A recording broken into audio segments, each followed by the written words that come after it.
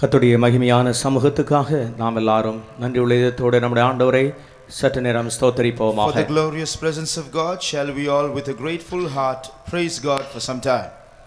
Praise the Lord. ஸ்தோத்திரம் ஸ்தோத்திரம் ஸ்தோத்திரம் ஸ்தோத்திரம் ஸ்தோத்திரம் ஸ்தோத்திரம் ஸ்தோத்திரம் ஸ்தோத்திரம் ஸ்தோத்திரம் ஸ்தோத்திரம் ஸ்தோத்திரம் ஸ்தோத்திரம் ஸ்தோத்திரம்.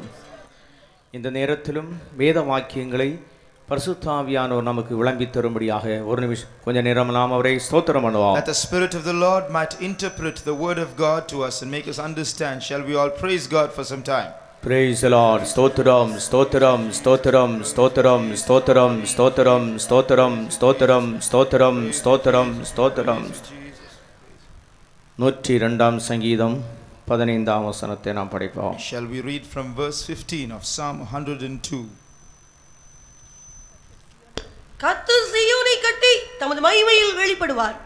When the Lord shall build up Zion, he shall appear in his glory.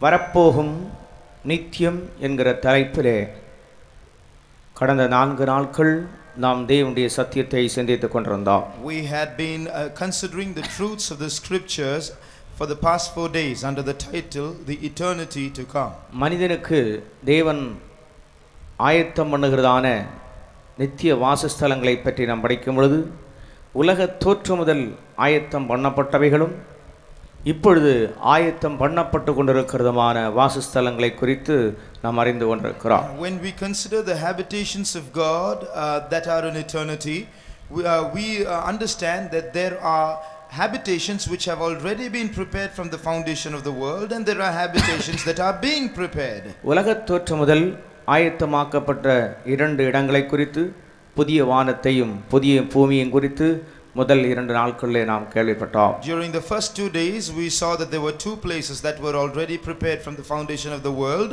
namely new heaven and new earth.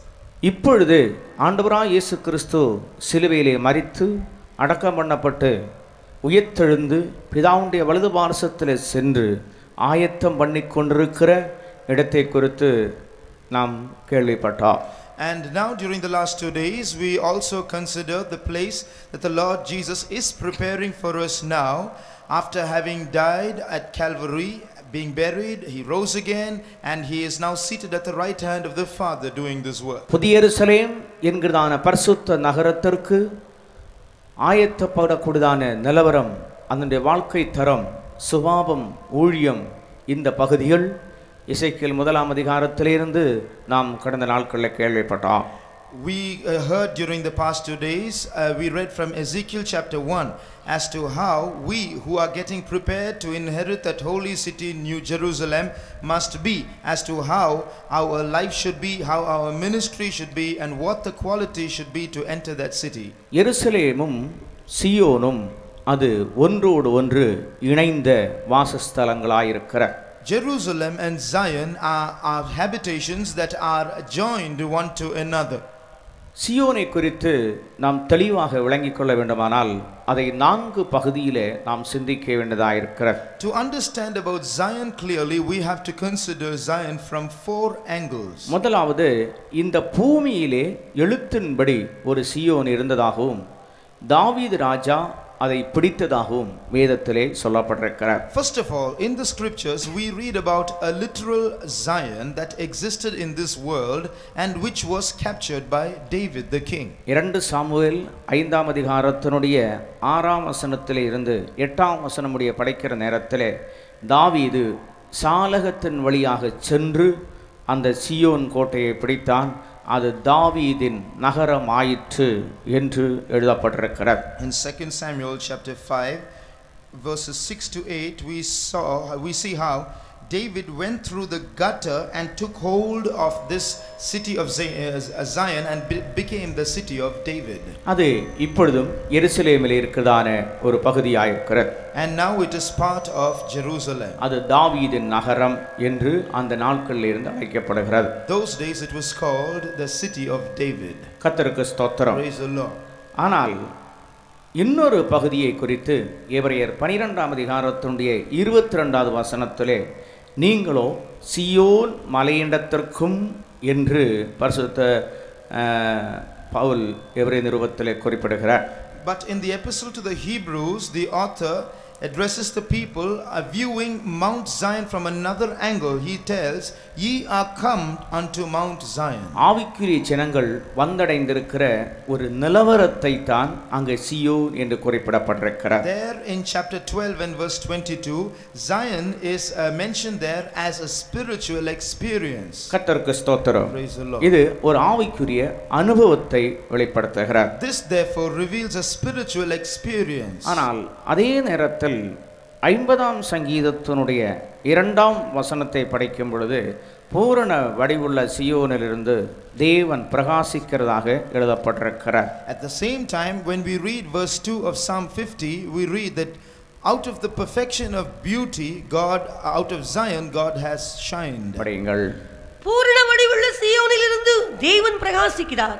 பூரண வடிவுள்ள சியோனிலிருந்து தேவன் பிரகாசிக்கிறார். God, from the perfection of beauty, which is Zion, he has shined. அப்படியானால் பிரியமானவர்களே, தேவன் பிரகாசிக்கிற Zion என்கிற ஒன்றுண்டு. மறுபகுதியிலே சொன்னால் தேவன் நித்தியமாக முந்தின நித்தியத்திலே இருந்து வாசம் பண்ணி கொண்டிருக்கிற வாசஸ்தலம். Therefore, there is a Zion here out of which God is shining, which is actually the habitation of God, in which God has been dwelling from the former eternity. தேவன் வாசம் பண்ணுகிற இடமே சியோன் தான். God's dwelling place, his house, is Zion. கர்த்தருக்கு ஸ்தோத்திரம். Praise the Lord. இது நித்தியமாய் முந்தின நித்தியத்திலே இருந்து தேவனுடைய வாசஸ்தலமாய், தேவனுடைய சிங்காசனமாய், தேவனுடைய இருப்பிடமாய் இருக்கிறது. This has been the dwelling place of God, his throne, his seat from the former eternity. இப்படி இருக்க சீயோனை கட்டி மகிமையிலே வெளிப்படுவார் என்று சொல்லப்பட்டிருக்கிறதே, அதுதான் என்ன? This being so, in Psalm 102 verse 16, it is said, "The Lord shall build up Zion and appear in glory." What does this mean? எழுத்தின்படி Zion, A literal Zion. ஆவிக்குரியதான ஒரு நிலவரம், அது சீயோன் என்று அழைக்கப்படுகிறது. And Zion, which is a spiritual experience. தேவன் சீயோனிலே வாசம் பண்ணுகிறார், தம்முடைய வாசஸ்தலம் ஆகும்படி அதை விரும்பினார் என்று சொல்லி இருக்கிறது. God has Zion as his habitation and he has desired it, we read. சதா காலங்களிலும் ஜீவிக்கிற சர்வ வல்லமையுள்ள தேவனாகிய கர்த்தர் அந்த சீயோனிலே இருந்து பிரகாசித்துக் கொண்டிருக்கிறார். And the Lord God Almighty, who liveth forever, shines from Zion. அப்படியானால் சீயோனை கட்டுகிறார் என்று சொல்லப்பட்டிருக்கிறது. அப்படி வேறொரு சீயோன் இருக்கிறதோ? Now with all this in mind, the Lord says he will build up Zion. Does that mean that there is some other Zion? பிரியமானவர்களே, தேவன் சீயோனை கட்டுகிறார். Beloved, God is building Zion. அப்படி என்றால் தேவனுடைய பிதா குமாரன் பரிசுத்த ஆவியானவருடைய அதே சுபாவத்தில் ஒரு கூட்டம் ஜனத்தை உருவாக்குகிறார். In other words, God is shaping and forming a group of people who have the same character as the Father, the Son and the Holy Spirit. ஆளுகையும் அதிகாரமும் வல்லமையும் செங்கோலும் இந்த சியோனிலிருந்து தான் தேவன் அனுப்பி கொண்டே இருக்கிறார். Power and authority and dominion and the scepter are sent from Zion. சகல நன்மைகளும் ஆசீர்வாதங்களும் இந்த சியோனிலிருந்து தான் வருகிறது. Every good thing, every blessing comes from Zion. ஆசீர்வாதத்தினுடைய இருப்பிடமே சியோன். ஆகவே தான் கர்த்தர் சியோனிலிருந்து உன்னை ஆசீர்வதிப்பார் என்று எழுதப்பட்டிருக்கிறது. The source, the habitation of all blessing is Zion. That is why the word of God says, "The Lord bless thee out of Zion." கர்த்தருக்கு ஸ்தோத்திரம். Praise the Lord. சியோனிலே தேவன் வாசமாயிருக்கிறார். அதே சியோனிலே அதே நிலையில் அந்த பிதாவாகிய தேவனுடைய அதே சுபாவத்தில் குமாரனுடைய சுபாவத்திலும் பரிசுத்தாவியானுடைய சுபாவத்திலும் ஒருங்கிணைந்த ஒரு கூட்டம் பரிசுத்தவான்கள் தேவ ஜனங்கள் உருவாக்கப்பட வேண்டும் என்பது தேவனுடைய நோக்கமாயிருந்தது. It is true that God dwells in Zion, but it has been the purpose of God that a group of people might be shaped and formed and molded so that they might attain the nature, the character of the Father, the Son and the Holy Ghost. இந்த சியோனுடைய விசேஷத்தை அதிகாலையின் மகளாகிய விடிவெள்ளி அவன் தூரத்திலே கண்டான். Lucifer, the son of the morning, he had a vision or an understanding about the greatness of Zion. ஆகவே அந்த ஸ்தலத்தை அவன் அந்த நாட்களிலேயே இச்சித்ததாக விரும்பினதாக எசையா 14ஆம் அதிகாரத்தினுடைய 13 14 வசனங்களிலே நாம் வாசிக்கிறோம். In Isaiah chapter 14 verse 13 and 14 we read that in the beginning itself that he lusted after, desired after that place. அது தூதர்களுக்காக உண்டாக்கப்பட்ட இடம் அல்ல. That was not a place made for the angels. அது தேவன் மனிதனுக்காகவே அவர் முன்னதாக நியமித்திருந்தார். God had made it in advance for man. அந்த ஸ்தலம் எப்படிப்பட்டதா இருக்கிறது? What kind of place was it?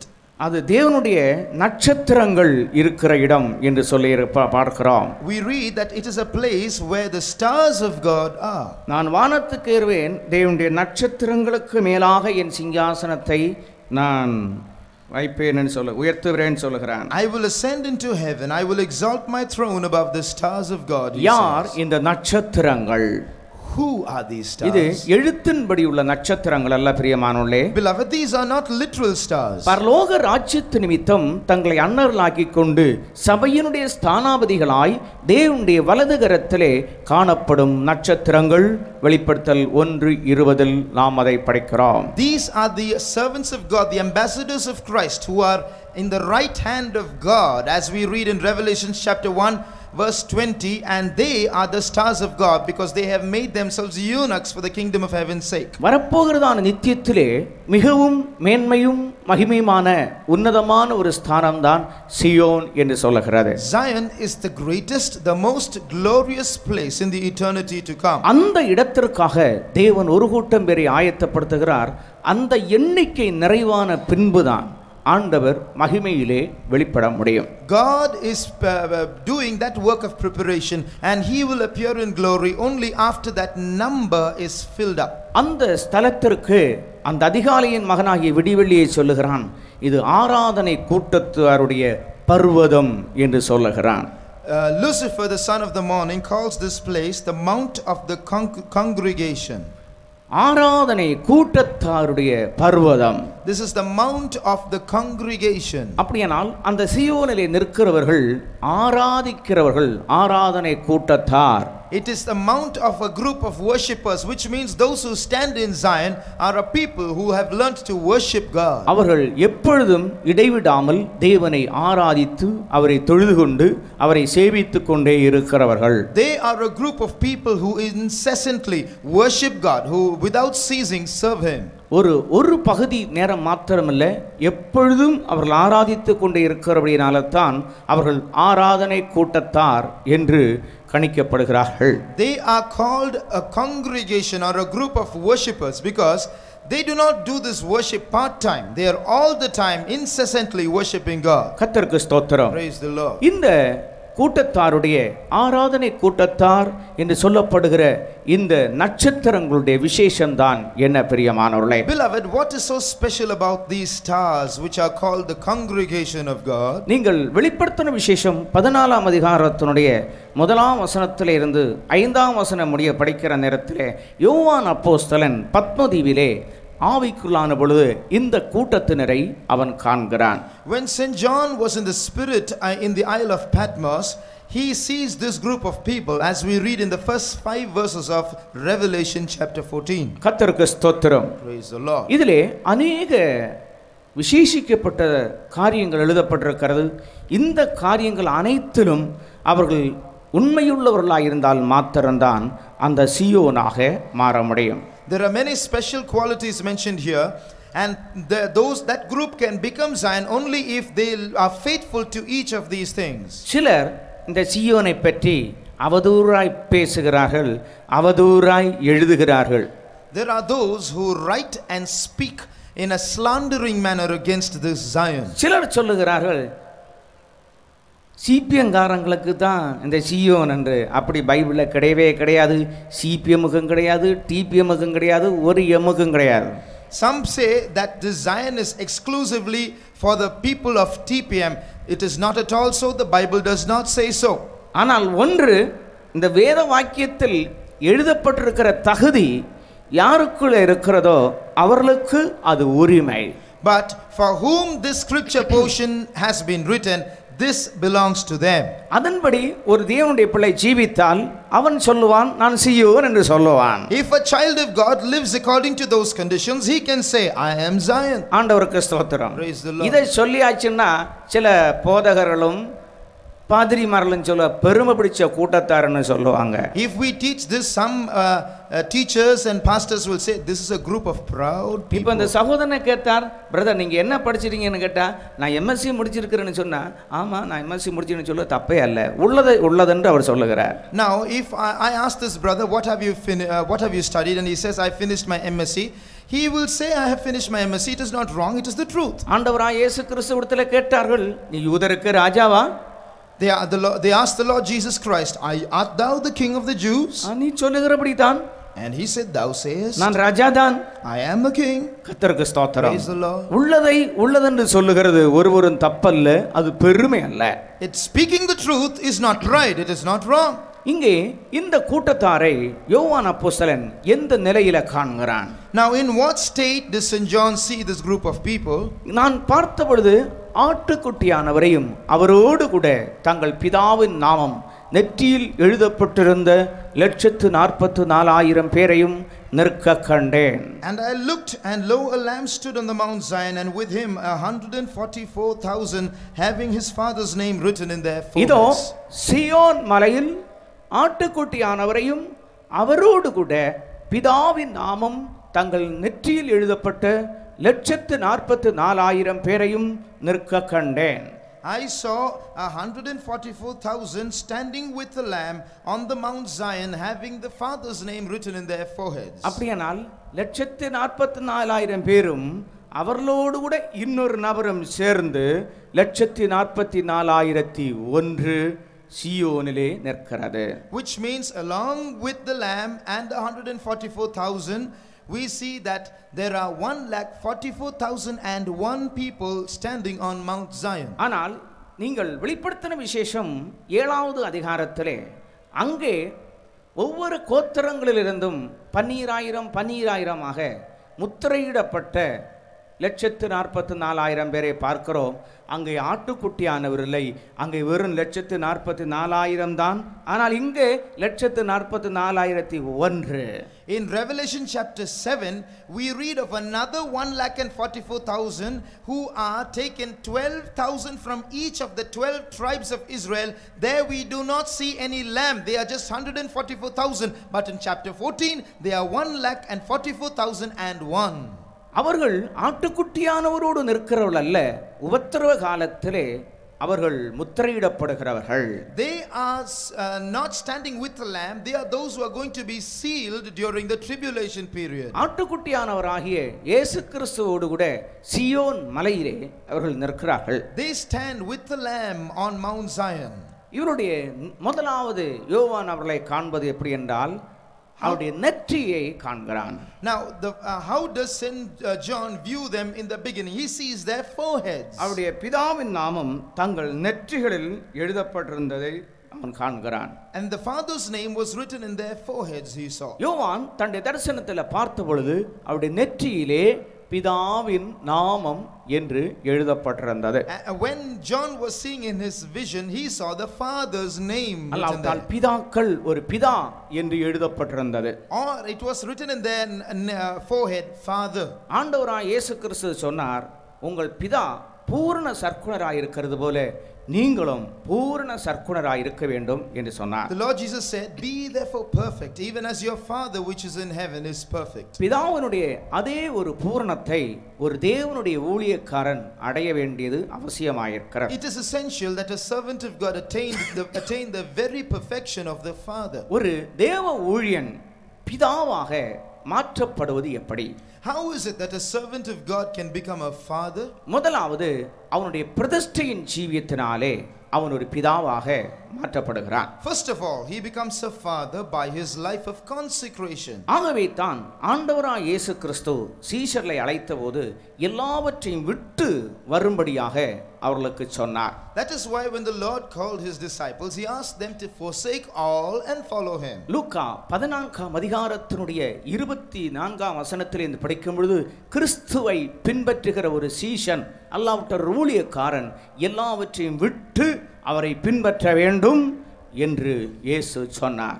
In Luke chapter 14 verse 26 we read that Jesus says a person who follows him must leave all and follow him. அப்படி இல்லை என்றால் எனக்கு சீஷனாய் இருக்க மாட்டான் என்றும் சொன்னார். And if not, he cannot be my disciple, he said. கர்த்தருக்கு ஸ்தோத்திரம். Praise the Lord. அவனுக்கென்று இந்த பூமியிலே ஒரு மாம்ச சம்பந்தமான ஒரு தொடர்பு ஐக்கியம் என்கிறது ஒன்று இல்லை. அவன் எல்லாவற்றையும் பிரதிஷ்டை செய்கிறான். He is a man who has no carnal ties or fellowship of any kind in this world. He consecrates them all. பிரதிஷ்டையினாலே அவன் ஒரு பிதாவாக மாற்றப்படுகிறான். He becomes a father by consecration. அது மட்டும் போதாது பிரியமானவர்களே. But that is insufficient. இரண்டாவது அவன் ஒரு ஆவிக்குரிய சந்ததியை பெற்றெடுக்கிறான். Secondly, he should beget a spiritual seed. பரிசுத்த பவுல் சொல்லுகிறார், நான் உங்களை சுவிசேஷத்தினாலே பெற்றேன் என்று சொல்லுகிறார். Saint Paul says, I have begotten you through the gospel. பரிசுத்த பவுல் கட்டப்பட்டிருக்கிற நேரத்திலும் கூட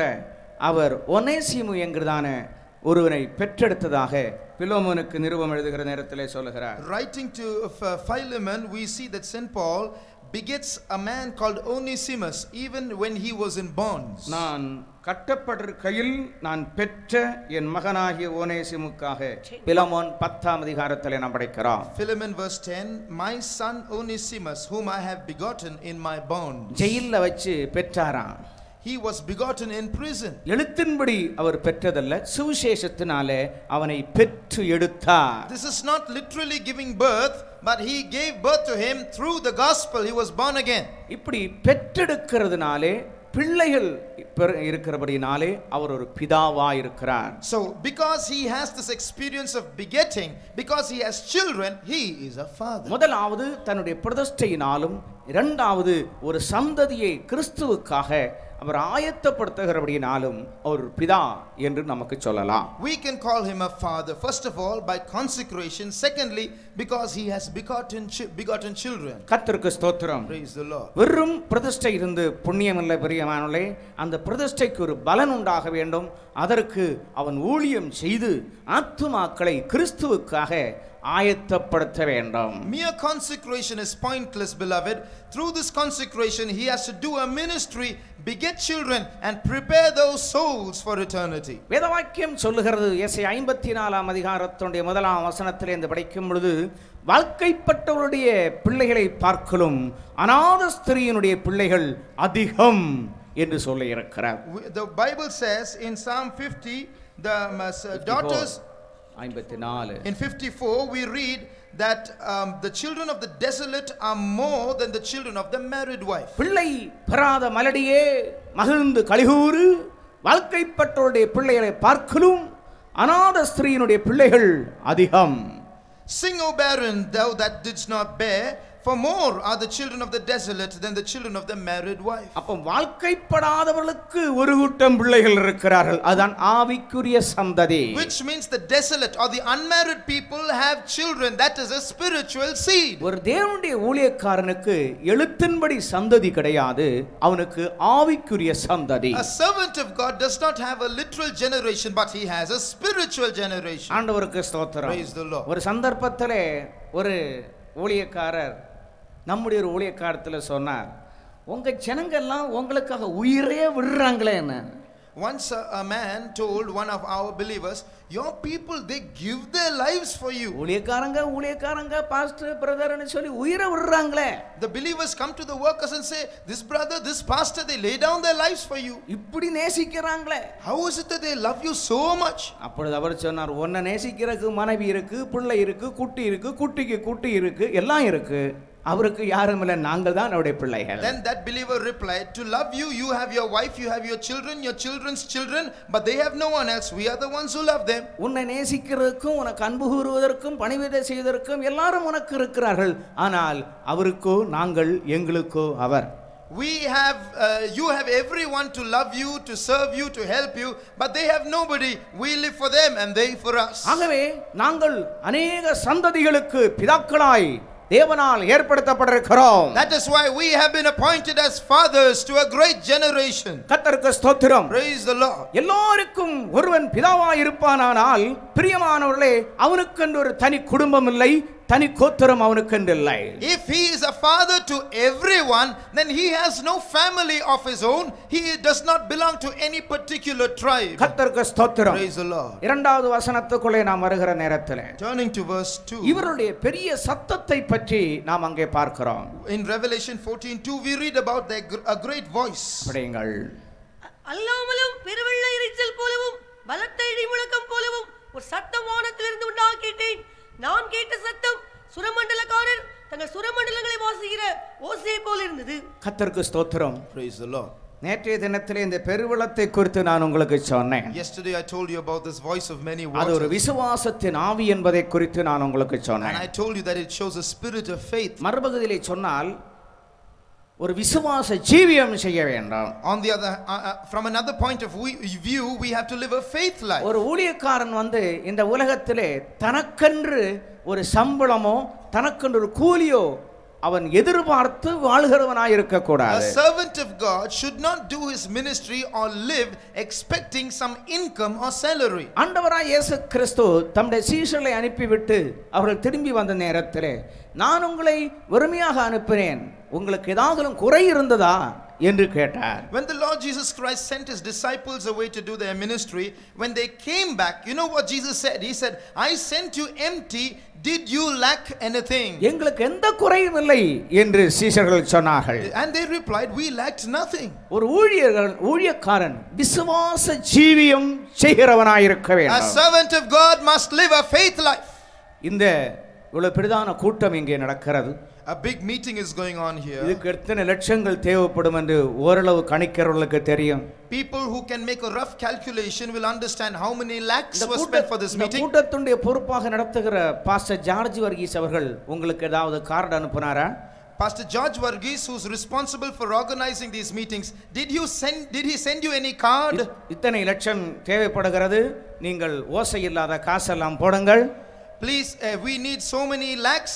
Please cast in your offerings and without noise. ஆண்டவர் உங்களை ஆசீர்வதிப்பார். The Lord will bless you. ஆராதனையிலே காணிக்கைக்காக ஒரு பாட்டதும் பாடினாரோ?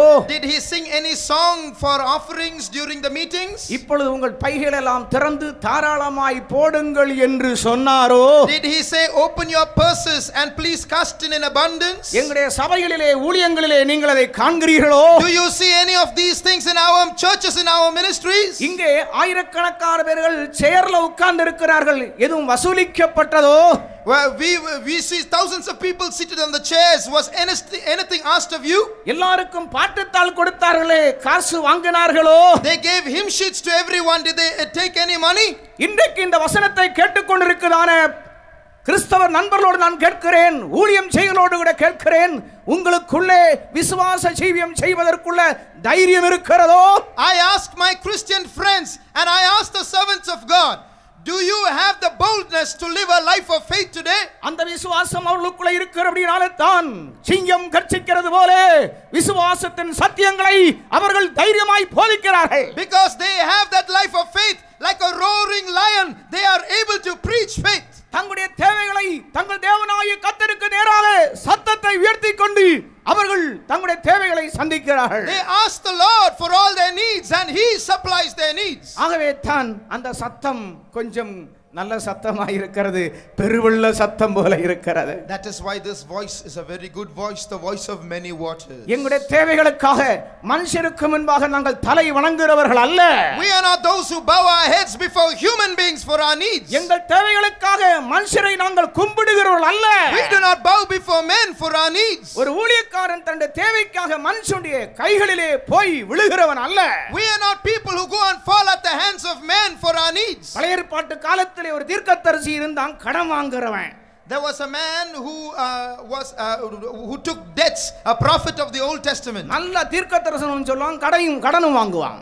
he will prophesy and also borrow money. கடன் வாங்கி செத்தே போனான், உயிரோட இருக்கவே இல்லை. He borrowed money and finally died. ரெண்டு ஆண் பிள்ளைகள் இருந்தார்கள். ரெண்டு ஆண் பிள்ளைங்க And இருந்தாங்க. he had 2 male children. கடன் கொடுத்தவன் எல்லாம் பிற்பாடு வர்றான் இந்த பிள்ளைங்களை கொண்டு போகும்படியாக. The creditors came to take those children as bondmen. கர்த்தருக்கு ஸ்தோத்திரம். Praise the Lord. இன்றைக்கு अनेक சபைகள் சிறைபிடிக்கப்பட்டு கிடக்கிறது. Many churches have been taken like that. காரணம் என்னவென்றால் அவர்கள் கடன் பட்டிருக்கிறார்கள். பேங்கில் இத்தனை லட்சம் இத்தனை கோடி என்று. Because all these people are in debt, so much lakhs in the bank due. நாங்கள் யாரையும் விமர்சனம் செய்கிறதில்லை. கடன் படுகிறவன் கர்த்தருடைய ராஜ்யத்துக்கு போக முடியாது, பரலோக ராஜ்யம் அவனை ஏற்றுக்கொள்ளாது. We are not criticizing anyone, but understand one truth: those who borrow money, those who are in debt, cannot enter the kingdom of God. ஒருவன் எவனுக்கு கடன் பட்டிருக்கிறானோ அவனுக்கு அவன் அடிமையாய் இருக்கிறான். If you are indebted to another person, you are indebted to the person himself. You are subject to him. பரலோக ராஜ்யமானது அடிமைகளுடைய வாசஸ்தலம் அல்ல. The kingdom of heaven is not a habitation for people who are indebted to others. அது விடுதலை பெற்றவர்களுடைய வாசஸ்தலமே. It is a habitation for the free people. அது ஜெயாளிகளுடைய வாசஸ்தலம். It is the habitation of the victorious. ஆகவே தான் இந்த விசுவாச ஜீவியம் செய்களுடைய சத்தம் பெருவெள்ளம் போல் அந்த சீயோனிலே ஒலித்துக் கொண்டிருக்கிறது. That is why the voice of these people who lived a life of faith sounds like a voice of many waters in Zion. மறுபக்கத்திலே ஒரு இடி முழக்கம் போல அது காணப்படுகிறது. On the other hand, it is like the sound of thunder. பெருவெள்ளத்தின் இரைச்சலை போலவும், as the noise of great waters, இடி முழக்கம் போலவும், and as the voice of great thunder. அந்த இடி முழக்கம் என்பது என்ன பிரியமானவர்களே? What is that thunder, beloved? அவர்கள் சொல்லுகிறார்கள் தேவனுடைய ராஜ்யம் பேச்சிலே அல்ல, அது பலத்திலே இருக்கிறது. They say the kingdom of God is not in word but in power. தங்களுக்குள் இருந்து புறப்படுகிற அந்த வல்லமை, that power that proceeds from within them. கிறிஸ்துவுடைய வல்லமை அவர்களுக்குள்ளே இருந்து சபைக்குள் கடந்து போகிறது. The power of Christ rises up from within them and enters the church. மரணமானது எங்களிடத்திலேயும் ஜீவனானது உங்களிடத்திலேயும் பலன் செய்கிறது. Therefore death worketh in us but life in you. கர்த்தருக்கு ஸ்தோத்திரம். Praise the Lord. அந்த வல்லமையினாலே தான் அவர்கள் அந்த சபையை நடத்துகிறார்கள். It is by that power that they lead this church. அந்த வல்லமையினாலே தான் வியாதியஸ்தரை சுகமாக்குகிறார்கள். It is by that power that they heal the sick. அந்த வல்லமையினாலே தான் பிசாசுகளை துரத்துகிறார்கள். It is by that power that they cast out demons. அந்த வல்லமையினாலே தான் தேவனுடைய சத்தியத்தை அவர்கள் அறிவிக்கிறார்கள். It is by that power that they proclaim the truth of God. கர்த்தருக்கு ஸ்தோத்திரம். Praise the Lord. அதே நேரத்தில் அந்த சத்தமானது இன்னொரு ஸ்வரமாக ஒலிக்கிறது. At the same time this voice now comes in another as another voice. நான் கேட்ட சத்தம் சுரமண்டலக்கார தங்கள் சுரமண்டலங்களை வாசிக்கிற ஓசையை போல் இருந்தது. And I heard that this voice was like the voice of the harpers harping with their harps. சுரமண்டலம் வாசிக்கும் பொழுது கொஞ்சம் இனிமையாக கொஞ்சம் ஒரு சோகம் போல தோன்றும். The voice of harps is a musical voice. It is sweet to hear. கர்த்தருக்கு ஸ்தோத்திரம். Praise the Lord. அது அவர்களுக்குள் இருக்கிற இரக்க சுபாவம். It shows the merciful compassionate nature within them. ஒரு பகுதியிலே அவர்கள் விசுவாசத்தின் ஆவியுள்ளவர்களாக கர்ச்சிக்கிறார்கள், தேவ வல்லமையை வழங்க பண்ணுகிறார்கள்.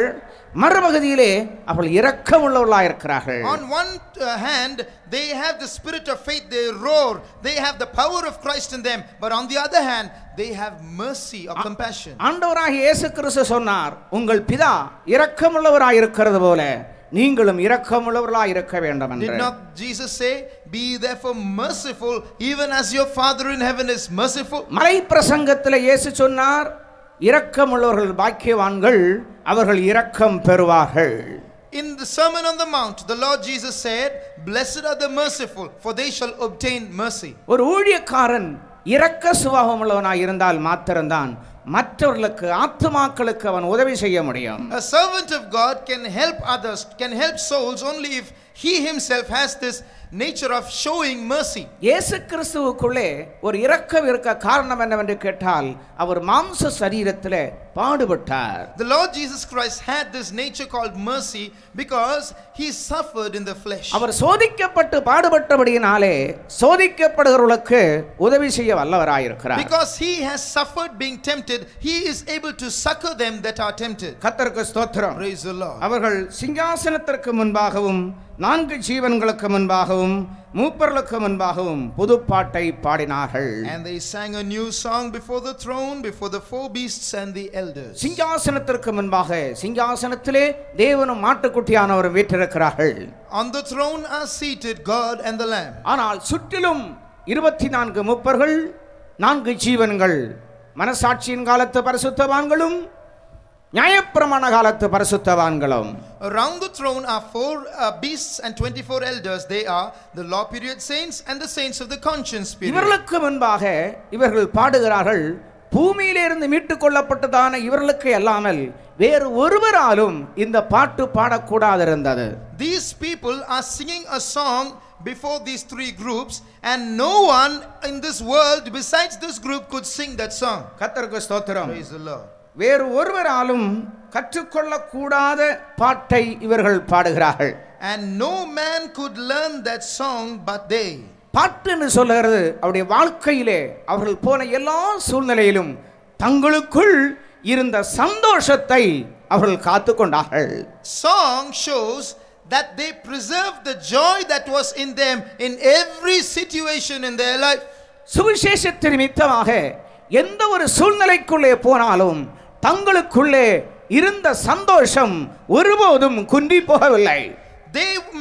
They would have had to go through many parts for the sake of the gospel, but in no occasion did their joy diminish. ஏனென்றால் சந்தோஷம் உள்ளவன் மாத்திரம்தான் சங்கீதம் பாட முடியும். For the Bible says only a one who is merry or happy can sing songs. ஒருவரும் கற்றுக்கொள்ள கூடாத பாட்டு, ஒருவரும் போகாத பாதையில போய் அவர்கள் தங்களுடைய சந்தோஷத்தை அந்த சூழ்நிலைகளிலே காத்துக்கொண்டார்கள். A song that no man can sing. They went through a path which no one else can go through, and there they maintained that joy. கர்த்தருக்கு ஸ்தோத்திரம். Praise the Lord. பரிசுத்த பவுலை போல பாடுபட்ட ஒரு ஊழியர்களும் இருக்க மாட்டார்கள்.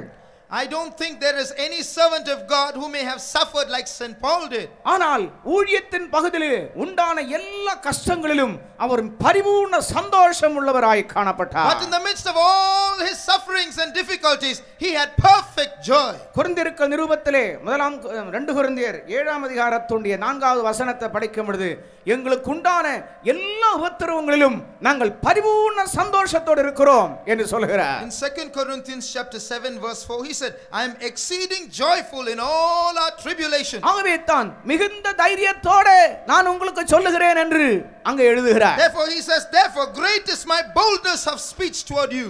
ஆறுதலால் நான் நிறைந்து இருக்கிறேன். I am filled with comfort. எங்களுக்கு உண்டான எல்லா உபத்திரவங்களிலேயும் மிகுந்த சந்தோஷத்தோடு நாங்கள் காணப்படுகிறோம். We are very happy in the midst of all our tribulation. அந்த சந்தோஷமான ஜீவியம் நித்தியத்திலே பாட்டாக ஒலித்துக் கொண்டே இருக்கிறார். And this happy life shall resound in heaven as a song. அவர்கள் உபத்திரவத்திலே முறுமுறுக்கவில்லை. They did not murmur during persecution. உபத்திரவங்களிலே அவர்கள் பின்வாங்கி போகவில்லை. They did not backslide during tribulation. அவர்கள் எதிர்த்து நிற்கவும் இல்லை. They did not resist. அவர்கள் கேள்வி கேட்கவும் இல்லை. They asked no questions. அவர்கள் சந்தோஷத்தோடு சகித்த கிறிஸ்துவை போல இவர்களும் உபத்திரவங்களை சந்தோஷத்தோடு சகித்தார்கள். As Christ did, they also endured this tribulation with great joy.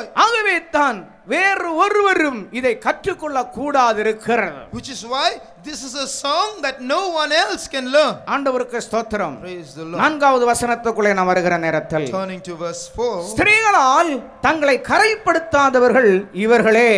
These are they which are not defiled with women. அப்படி என்றால் சிலர் கேட்கலாம், விவாகம் ஆகாதவர்கள் தான் சீயோனிலே நிற்பார்களா? Then comes the question which some may ask, does this mean that only the unmarried people will be in Zion? பிரியமானவர்களே, முதலாவது அப்போஸ்தலன், senior அப்போஸ்தலன் பேதுரு, அவர் விவாகமானவர். Beloved, the first apostle, the senior most apostle was St. Peter. He was married. இந்த ஊழியத்திலும் கூட எத்தனையோ தேவனுடைய ஊழியர்கள் விவாகமாகி இந்த ஊழியத்துக்கு வந்தவர்கள் உண்டு. Why even in this ministry there are so many servants of God who have come to our ministry even after marriage. அப்படியானால் ஸ்திரீகளால் தங்களை கரைப்படுத்தாதவர்கள் இவர்களே என்று யோவான் அப்போஸ்தலன் சொல்லுகிறானே, அது எப்படி? Then John says here that these people are not defiled with women. How is that? பரலோகத்தில் இந்த சத்தம் சத்தம் கேட்கிறது, இவர்கள் ஸ்திரீகளால் கரைப்படுத்தாதவர்கள். The voice resounds from heaven, these are they that are not defiled with women. பிரியமானவர்களே, இந்த ஊழியத்திற்காக ஒருவன் தன்னை பிரதிஷ்டை பண்ணி கொண்ட பின்பு தன்னை கரைப்படுத்தாமல் அவன் ஜீவிக்க வேண்டும். Beloved, after a person has consecrated himself for this ministry, thereafter he should live without being defiled. இதற்காக நியமிக்கப்பட்ட பின்பு அவன் தன்னை பாதுகாத்து ஜீவிக்க வேண்டும். After he has been appointed for this, he has to preserve இந்த himself. ஊழியத்திற்காக, தேவனுடைய ராஜ்யத்திற்காக தன்னை அன்னகனாக அர்ப்பித்துக் கொண்ட பின்பு அந்த பிரதிஷ்டையை உடைக்காமல் அவன் வாழ வேண்டும். After he has surrendered himself to be a eunuch for the kingdom of heaven's sake, he has to preserve this consecration and live. கர்த்தருக்கு ஸ்தோத்திரம். Praise the Lord. ஆகவே இந்த ஊழியத்திற்கு வந்துவிட்டு திரும்ப விழுந்து போகிறவர்கள் தேவ சமூகத்தில் நிற்பதற்கு தகுதியானவர்கள் அல்ல. That is why those who have come to this ministry and after that if they fall, they are not worthy to stand in the presence of God. பரலோக ராஜ் அங்கே சீயோனிலே இருந்து அந்த சத்தம் அவர்களிடத்தில் கேட்க முடியாது. Therefore they cannot hear this voice from heaven. ஆண்டவருக்கு ஸ்தோத்திரம். Praise the Lord. அதே வசனத்தில் அடுத்த பகுதி சொல்லப்பட்டிருக்கிறது, கற்புள்ளவர்கள் இவர்களே. In the same verse we also read that they were virgins. சிலர் கேட்பார்கள், ஸ்திரீகளுக்கு ஊழியம் உண்டா, அவர்களுக்கு ஊழியம் உண்டா என்று கேட்பார்கள். Some ask, do women have ministry?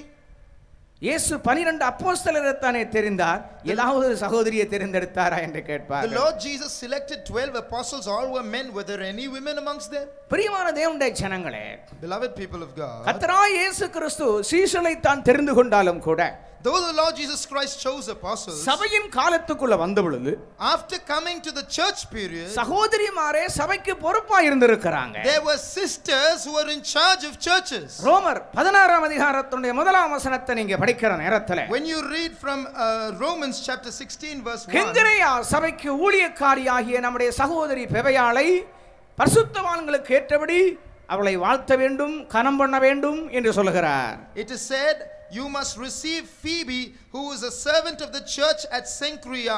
Receive her as a saint and a sister. இந்த வசனத்தை கொஞ்சம் தெளிவா சத்தமா சிஸ்டர்ஸே படிங்க. கெங்கிரேயா ஊர் சபைக்கு ஊழியக்காரியாகிய நம்முடைய சகோதரி பெபையாளை நீங்கள் கர்த்தருக்குள் பரிசுத்தவான்களுக்கு ஏற்றபடி ஏற்றுக்கொண்டு எந்த காரியத்தில் உங்களுக்கு உதவி அவளுக்கு தேவையா இருக்கிறதோ அதிலே நீங்கள் அவளுக்கு உதவி செய்ய வேண்டும் என்று அவளை உங்களிடத்தில் ஒப்புவிக்கிறேன். கெங்கரேயா சபைக்கு ஊழியக்காரியாகிய சகோதரி பெபையாவை, Here is Phoebe, a sister who is the servant of God at the church of Cenchrea. ஒரு பரிசுத்தவானை ஏற்றுக்கொள்கிறது போல, ஒரு பரிசுத்தவானை கனம் பண்ணுகிறது போல அவனை ஏற்றுக்கொண்டு அவளை கனப்படுத்துங்கள், அவளுக்கு செய்ய வேண்டிய உதவியை செய்யுங்கள் என்று பவுல் நிருபத்தில் எழுதி அனுப்புகிறார். Receive her, honor her, help her as you would do to any servant of God. அப்படியானால் அவர்கள் கெங்கரேயா சபையிலே ஒரு ஊழியக்காரியாய் இருந்திருக்கிறார்கள், உத்தரவாதமான ஊழியக்காரியாய் இருந்திருக்கிறார்கள் என்று நாம் விளங்கிக் கொள்கிறோம். From this we understand that she was a servant of God, a responsible servant of God in that church. அவளை மாத்திரம் தான் அங்கு எழுதி இருக்கிறது, வேற எத்தனை பேர் இருந்தார்களோ நமக்கு தெரியாது. She alone is mentioned, we don't know how many more were there. இயேசுவோடு கூட எத்தனையோ ஸ்திரீகள் தங்களுடைய ஆஸ்திகளாலே இயேசுவுக்கு ஊழியம் செய்து கொண்டிருந்தார்கள். There were so many women who helped the Lord and ministered to him out of their substance. சகோதரிகளுக்கு ஊழியம் உண்டு, அவளுக்கு உத்தரவாதம் உண்டு, அவளுக்கு சீயோன் உண்டு. Servants of God have a ministry, they have a responsibility, they have Zion. ஆகவே தான் கற்புள்ளவர்கள் இவர்களே என்கிற சத்தம் சீயோனிலிருந்து ஒலிக்கிறது. That is why the sound comes from heaven, they are virgins.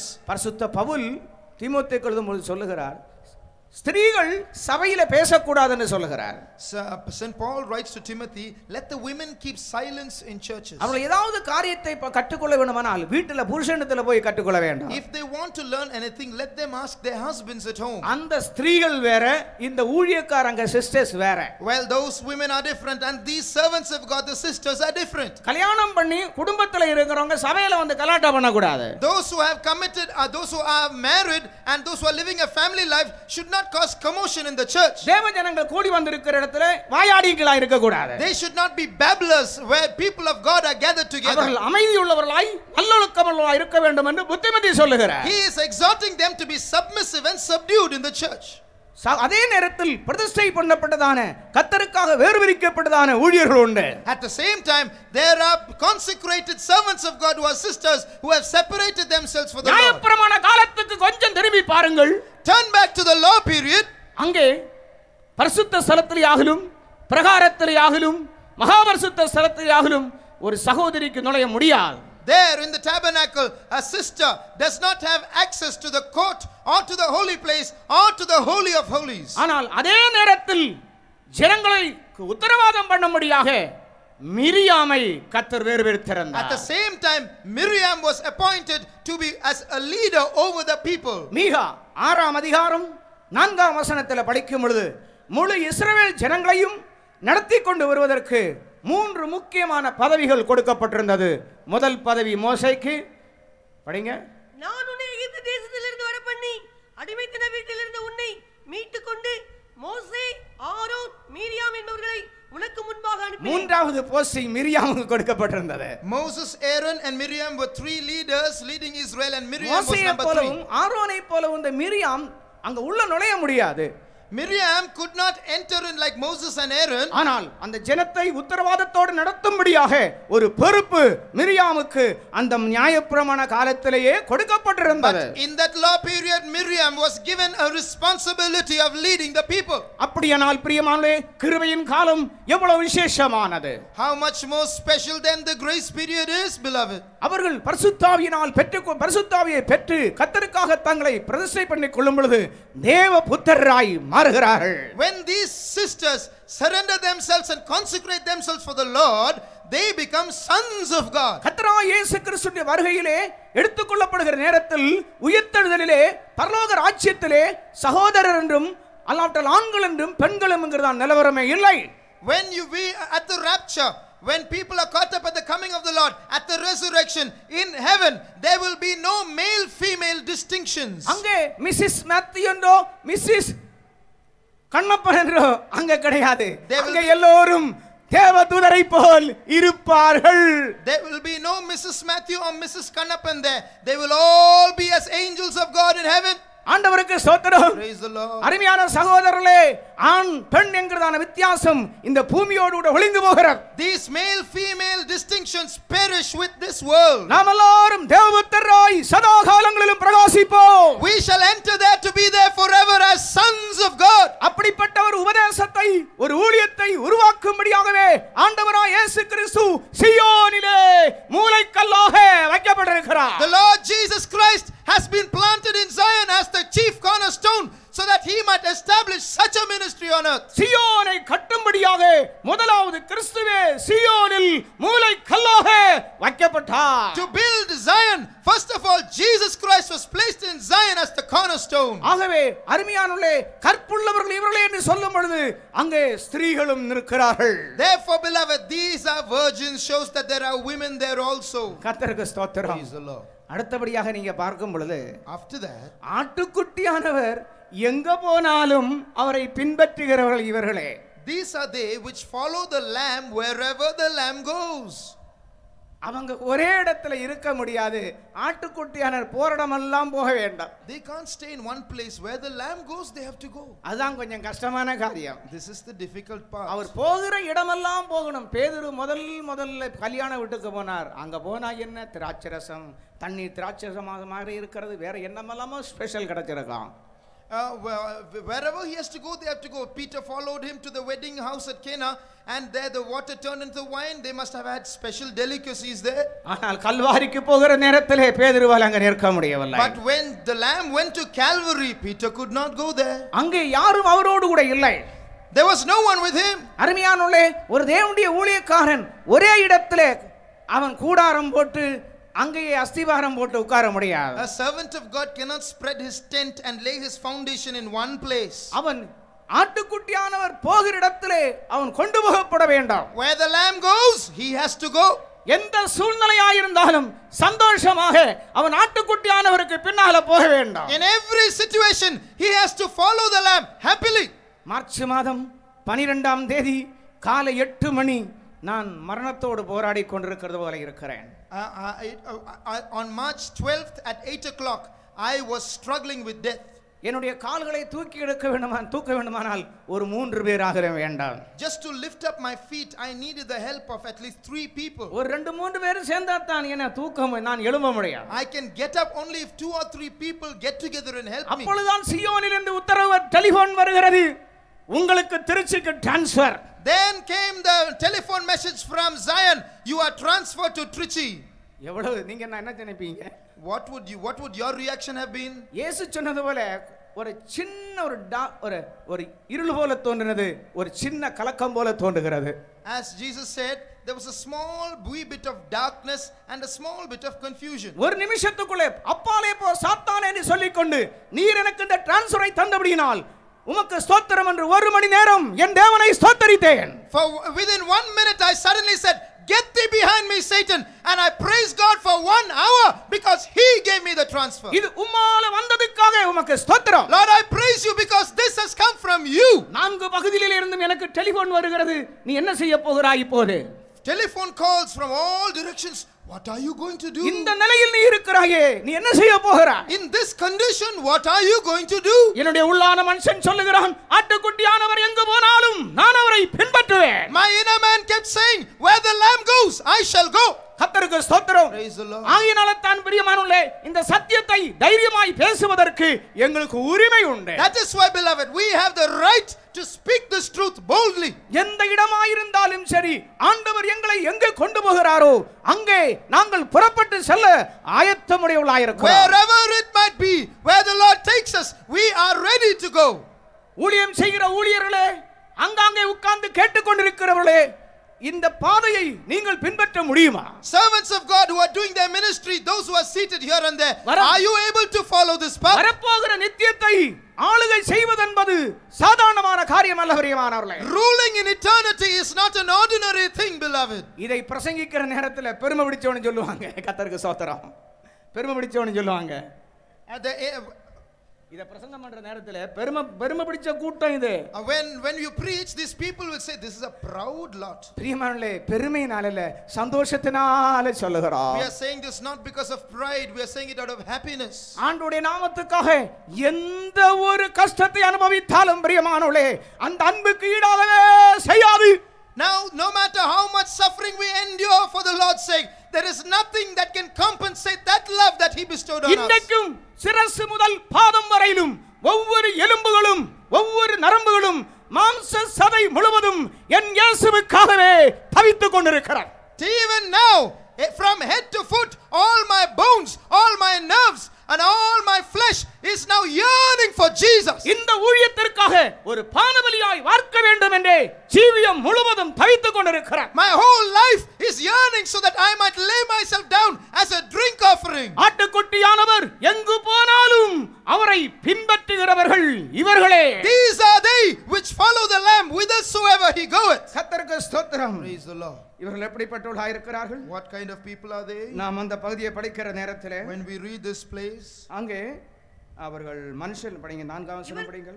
ஸ்திரீகளால் தங்களை கரைப்படுத்தாதவர்கள் இவர்களை, கற்புள்ளவர்கள் இவர்களை, ஆட்டுக்குட்டியானவர் எங்கே போனாலும் அவரை பின்பற்றினவர்கள் இவர்களை, இவர்கள் மனுஷரிலிருந்து தேவனுக்கும் ஆட்டுக்குட்டியானவருக்கும் முதற் பலனாக மீட்டுக் கொள்ளப்பட்டவர்கள். இவர்கள் மனுஷரிலிருந்து தேவனுக்கும் ஆட்டுக்குட்டியானவருக்கும் முதற் பலன்களாக மீட்டுக் கொள்ளப்பட்டவர்கள். They are redeemed from among men, being the first fruits unto God and to the Lamb.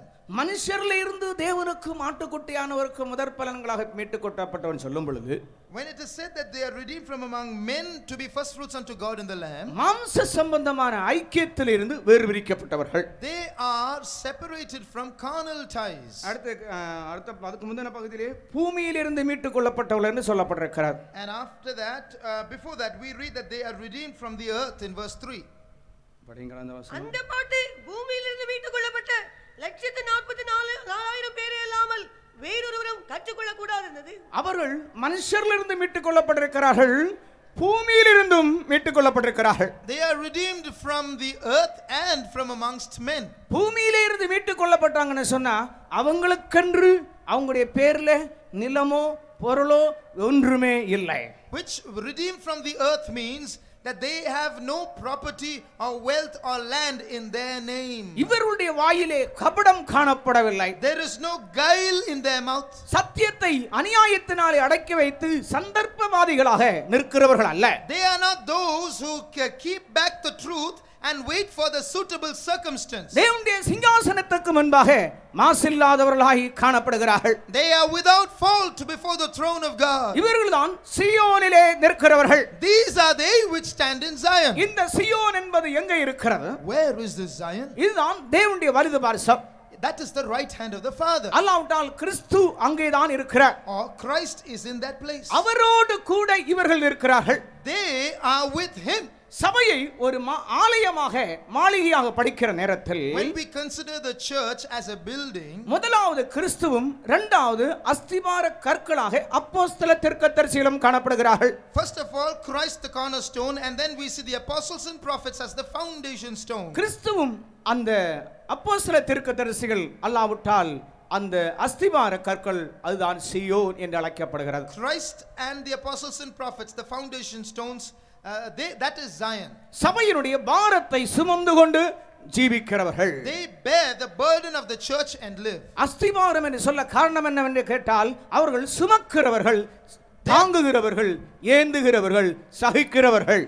They are called the foundation because they are the ones who suffer, who endure, who bear, who uphold. சபையினுடைய கஷ்டங்களை, சபை நிமித்தமாய் வருகிற உபத்திரவங்களை தேவ ஜனத்துக்காக மற்றவர்களுக்காக பாடுபடுகிறவர்கள். They are those who suffer for others, suffer for the church, for the persecution that comes against the church. ஆகையினால்தான் இவர்களை அஸ்திவாரங்கள் என்று சொல்லி இருக்கிறார். That's why they are called the foundation. இங்கே ஆட்டுக்குட்டியானவரோடு கூட கிறிஸ்துவோடு கூட இவர்கள் காணப்படுகிறார்கள். Now here they are found with the lamb, with Christ. இதற்கு மேலத்தான் புதிய எருசலேம் கட்டப்படுகிறது. And New Jerusalem is built above it. பிரியமானவர்களே, இது ஒரு ஆவிக்குரிய அனுபவமாயிருக்கிறது. Beloved, this is a spiritual experience. வரப்போகிற நித்தியத்திலே சீயோன் முதலிடமாகவும் அதோடு சேர்ந்து எருசலேமும் காணப்படும்.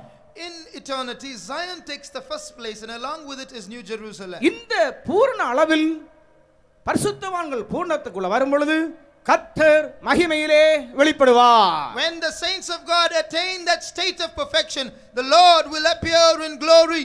இந்த நிலையில் உள்ள பரிசுத்தவான்கள் 144,000 பேருடைய எண்ணிக்கை பூர்ணமாக வேண்டும். And for this, the number 144,000, so many saints have to be perfected. இந்த எண்ணிக்கை பூர்ணமாகும் பொழுது கர்த்தர் சீயோனை கட்டி தமது மகிமையிலே வெளிப்படுவார். When this number is finished, it means he has finished building Zion. He will appear in his glory. சீயோன் கட்டப்படும் பொழுது எருசலேமும் கட்டப்பட்டு முடியும். When Zion is built up, Jerusalem will be built up too. ஆண்டவராகிய இயேசு கிறிஸ்து வரும் பொழுது இந்த சீயோனுக்கென்றும் புதிய எருசலேமுக்கென்றும் ஜீவித்த பரிசுத்தவான்கள் அவரோடு கூட வருவார்கள். When the Lord Jesus Christ returns to earth, the saints who lived as Zion and New Jerusalem, they will come with him. கர்த்தருக்கு ஸ்தோத்திரம்.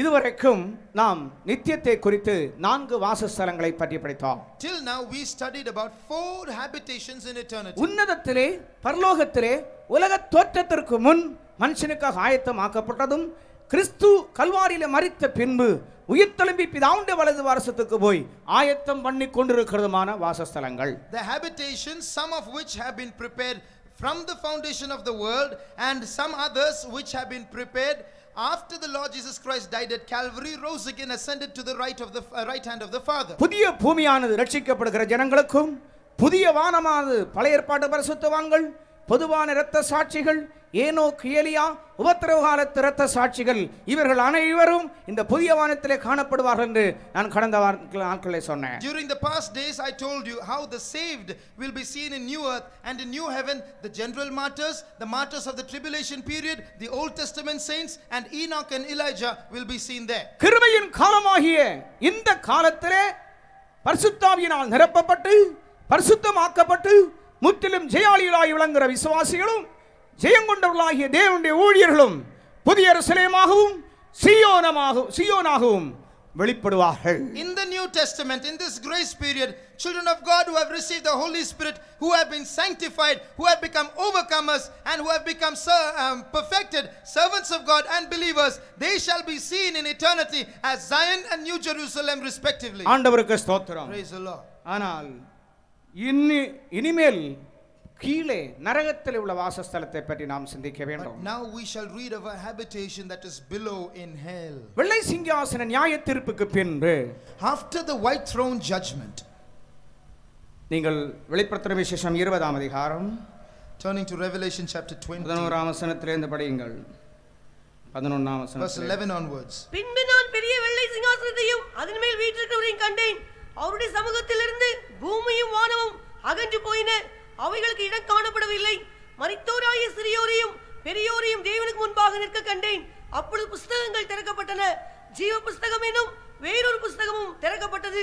அப்பொழுது அந்த புஸ்தகங்களில் எழுதப்பட்டவைகளின்படியே மரித்தோர் தங்கள் தங்கள் கிரியைகளுக்கு தக்கதாக நியாய தீர்ப்படைந்தார்கள். சமுத்திரம் தன்னில் உள்ள மரித்தோரை ஒப்புவித்தது.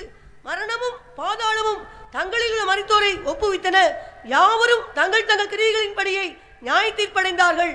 அப்பொழுது மரணமும் பாதாளமும் அக்னி கடலிலே தள்ளப்பட்டன. இது இரண்டாம் மரணம். ஜீவ புஸ்தகத்திலே எழுதப்பட்டவனாக காணப்படாதவன் எவனோ அவன் அக்னி கடலிலே தள்ளப்பட்டான். ஜீவ புஸ்தகத்தில் பேர் எழுதப்பட்டவனாய் காணப்படாதவன் எவனோ அவன் அக்னி கடலிலே தள்ளப்பட்டான். Any man whose name was not found written in the book of life was cast into the lake of fire. வெளிப்படுத்தல் 21ஆம் அதிகாரம் 8வது வசனத்திலும் பயப்படுகிறவர்கள், அவிசுவாசிகள், அருவருப்பானவர்கள், கொலைபாதகர்கள், விபசாரக்காரர்கள், சூனியக்காரர்கள், விக்கிரகாராதனைக்காரர், பொய்யர் அனைவரும் இரண்டாம் மரணமாகிய அக்கினியும் கந்தகும் எரிகிற கடலிலே பங்கு அடைவார்கள். In 21:8, the fearful and unbelieving and abominable and murderers and whoremongers and sorcerers and idolaters and all liars shall have their part in the lake which burneth with fire and brimstone, which is the second death. இவர்கள் அடைந்து கொள்ளுகிற நியாய தீர்ப்பு நித்தியமான நியாய தீர்ப்பாய் இருக்கிறது. The judgment that they receive is eternal judgment. இங்கே நியாய தீர்ப்பின் போது சமுத்திரம் தன்னில் உள்ள மரித்தோரை ஒப்புவிக்கிறது. In this judgment we see the sea gave up the dead which were in it. மரணமும் பாதாளமும் தங்களில் உள்ள மரித்தோரை ஒப்புவித்தன. And death and hell delivered up the dead which were in them. பிரியமானவர்களே, அந்த மரணம் பாதாளம் என்று சொல்லுகிறது என்ன? What is this death and hell, beloved? இந்த கடைசி நியாய தீர்ப்பிலே அக்கினியும் கந்தகும் எரிகிற கடலிலே பங்கடைவதற்கு முன்னே, before they go to this lake of fire, the lake which burns with fire and brimstone in eternity, மரிக்கிறதான பாவிகள், சுகபோகிகள், பின்மாற்றக்காரர்கள், உண்மையில்லாதவர்கள், இவர்கள் எல்லாரும் போகிற சில இடங்கள் இருக்கின்றன. the sinners, those who live a sumptuous life, the backsliders, the wicked, they will all go to a certain place. இப்பொழுது கிறிஸ்துவுக்குள் மரித்த பரிசுத்தவான்கள் பரலோகத்தில் இளைப்பாறிக் கொண்டு பின்பு இயேசு கிறிஸ்து வருகிற நேரத்திலே அவர்கள் சீயோனாகவும் புதிய எருசலேமாகவும் வெளிப்படுகிறது போல பாவிகளாய் மரிக்கிறவர்கள் இப்பொழுது ஒரு குறிக்கப்பட்ட இடத்துல போய் வேதனைப்படும்படி போகிறார்கள். Just as the saints of God who are perfect in Christ and who are dead in Christ go to a certain place and go to Zion and Jerusalem after Jesus comes, so also sinners and backsliders who die now, they go to a particular place now. அக்கினியும் கந்தகம் எரிகிற கடலிலே நியாய தீர்ப்புக்கு பின்புதான் போகிறார்கள். They go to the lake of fire which burns with fire and brimstone only after the white throne judgment. அப்படினால் நியாய தீர்ப்புக்கு முன்னே அவர்கள் போகும் இடம் எது? Then before the white throne judgment, where are they? நீங்கள் லூக்காந்தின சுவிசேஷம் 16ஆம் அதிகாரம் 19ஆம் வசனத்திலிருந்து படிக்கிற நேரத்தில், when you read from the Gospel of St. Luke chapter 16 verse 19, அங்கே ஐஸ்வர்யவான் தரித்திரர் என்கிற ரெண்டு பேரை நாம் பார்க்கிறோம். பொதுவாக இதெல்லாருக்கும் தெரிந்த விஷயங்கள். we know of the parable of the rich man and Lazarus. அவர் மரித்த பொழுது அவன் எங்கு கொண்டு போகப்படுகிறான்? ஐஸ்வர்யவான் The rich man, when he died, where was he taken? பாதாளத்திலே வேதனைப்படுகிற ஒரு இடத்திலே அவனுடைய ஆத்துமா கொண்டு போகப்படுகிறார். His soul was taken to hell, to a place of torment. கர்த்தருக்கு ஸ்தோத்திரம். Praise the Lord. தூரத்திலே ஆபிரகாமையும் மடியிலே லாசருவையும் அவன் காண்கிறான். He saw Abraham far away and Lazarus in his bosom. கர்த்தருக்கு ஸ்தோத்திரம். Praise the Lord. சுகபோகமாக வாழ்கிறவர்கள், ஐஸ்வர்யவான்கள், இரத்தாம்பரம் உடுத்தி இருக்கிறவர்கள், தங்களுடைய வாழ்க்கையிலே உலக சந்தோஷமே சொர்க்கம் என்று ஜீவிக்கிறவர்கள் இந்த நரகத்துக்கு போகிறார்கள். People who are clothed in scarlet, living a sumptuous, luxurious life, living a wealthy, rich life, those who think that this world is heaven, they go to this hell. அப்படிப்பட்டவர்களுக்கு தேவனை தேடுவதற்குள்ள மனமே கிடையாது. Such people will not have a mind to seek after God. இதைத்தான் சங்கீதக்காரன் 9ஆம் சங்கீதம் 17ஆம் வசனத்தில் படிக்கும் பொழுது துன்மார்க்கரும் தேவனை மறக்கிற யாவரும் நரகத்திலே பங்கடைவார்கள் என்று சொல்கிறார். About this that we read in Psalm 9 verse 17, the wicked shall be turned into hell and all nations that forget God. கர்த்தருக்கு ஸ்தோத்திரம். Praise the Lord. மார்க்கெழுதின சுவிசேஷம் 9ஆம் அதிகாரம் 43 இருந்து 48ஆம் வசனம் முடிய இந்த இடத்துக்கு போகிறதான ஆட்களை குறித்து ஆண்டவராகிய இயேசு கிறிஸ்து சொல்லுகிறதை நாம் வழங்கிக் கொள்கிறோம். We read about the Lord Jesus Christ speaking about a group of people who go to that place in Mark 9:43 to 48. படிங்கள். உன் கை உனக்கு இடரல் உண்டாக்கினால் அதை தரித்து போடு.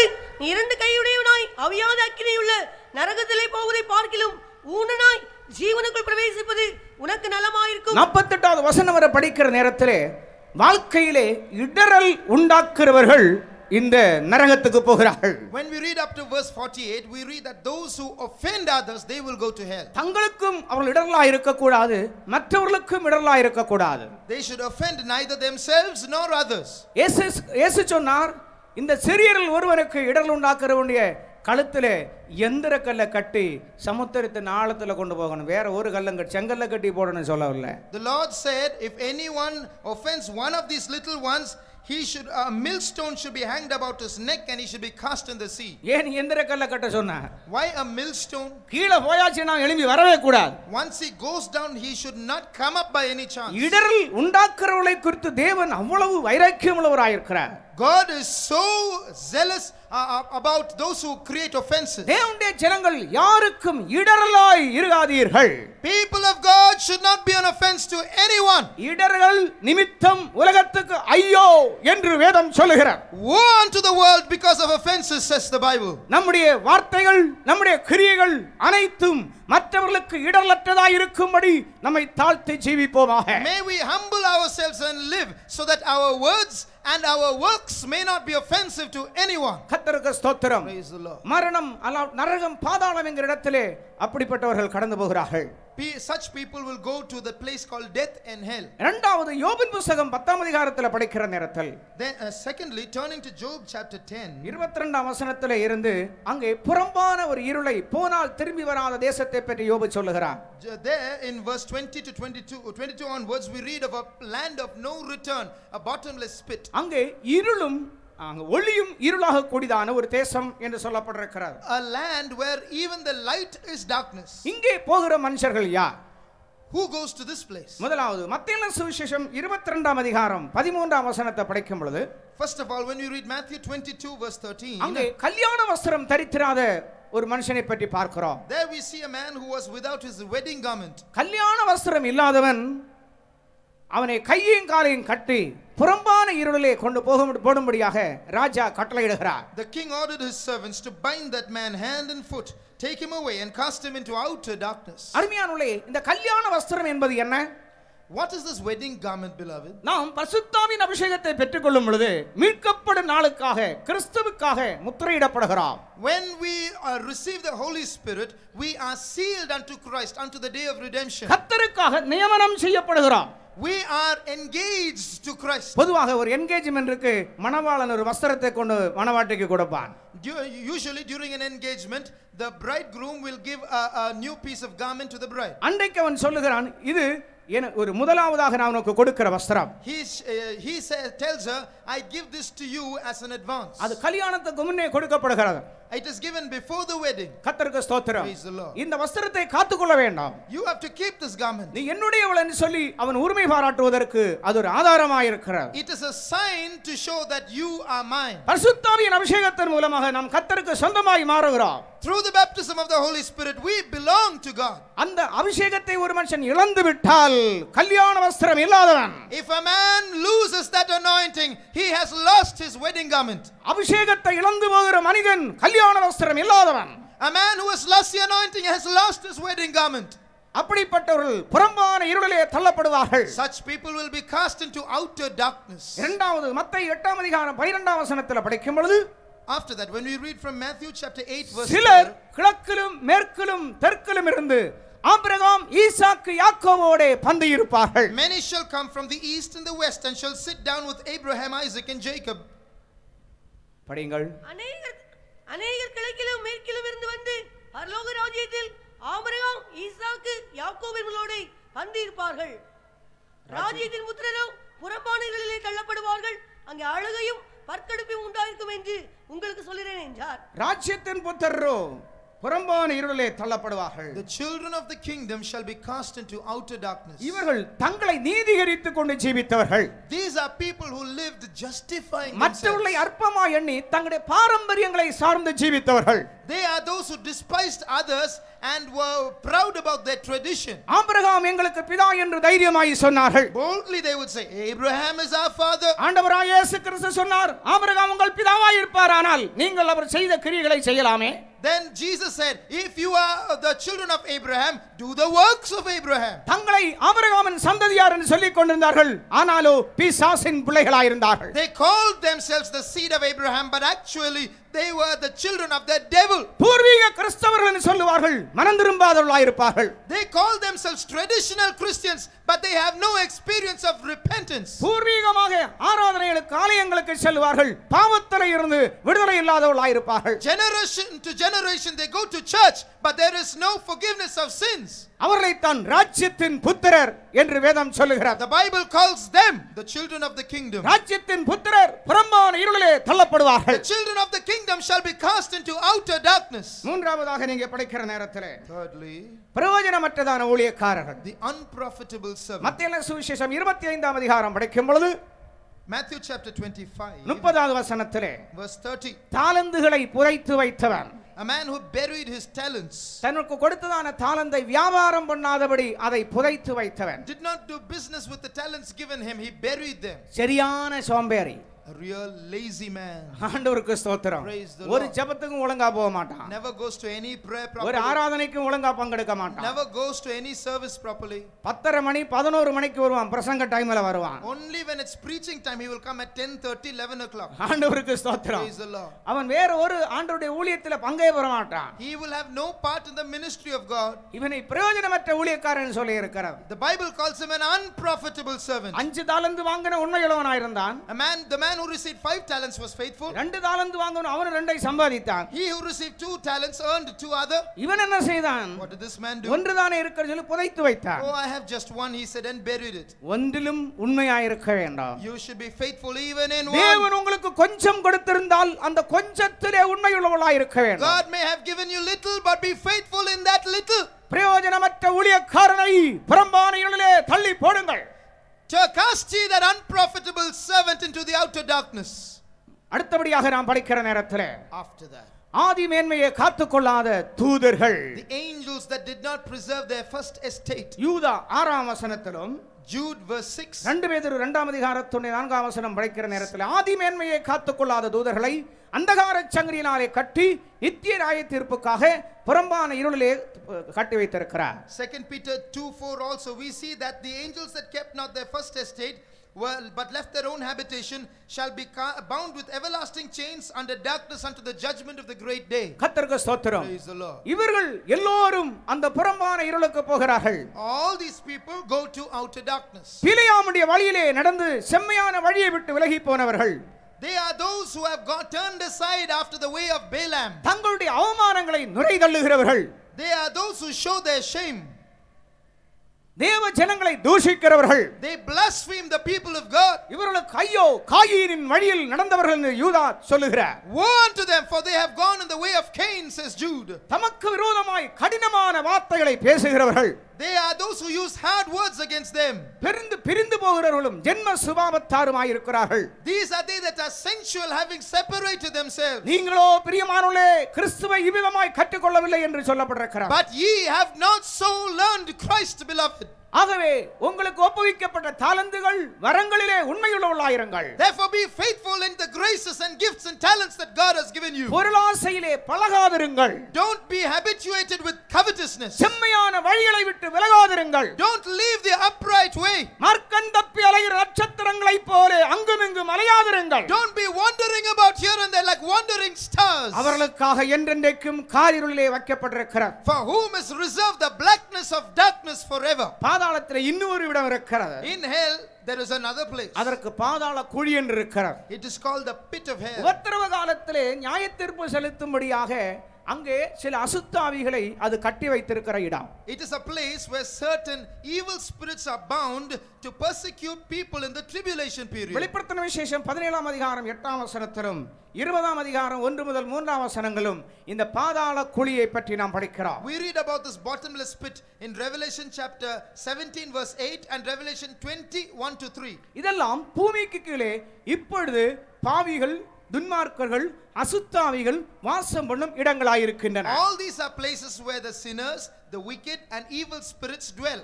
கர்த்தருக்கு ஸ்தோத்திரம். Praise the Lord. ஆனால் வெள்ளை சிங்காசன நியாயத்தீர்ப்பின் போது But during the white throne judgment, இங்கே இருக்கிற ஆத்துமாக்கள் எல்லாம் எழும்பி சிங்காசனத்துக்கு முன்பாக வருகிறது. all the souls that are in these places shall rise up and stand before the throne. அங்கே இருந்து அவர்கள் நியாயம் தீர்க்கப்பட்டு தங்கள் தங்கள் கிரியைகளின்படியே நியாயத்தீர்ப்படைகிறார்கள்.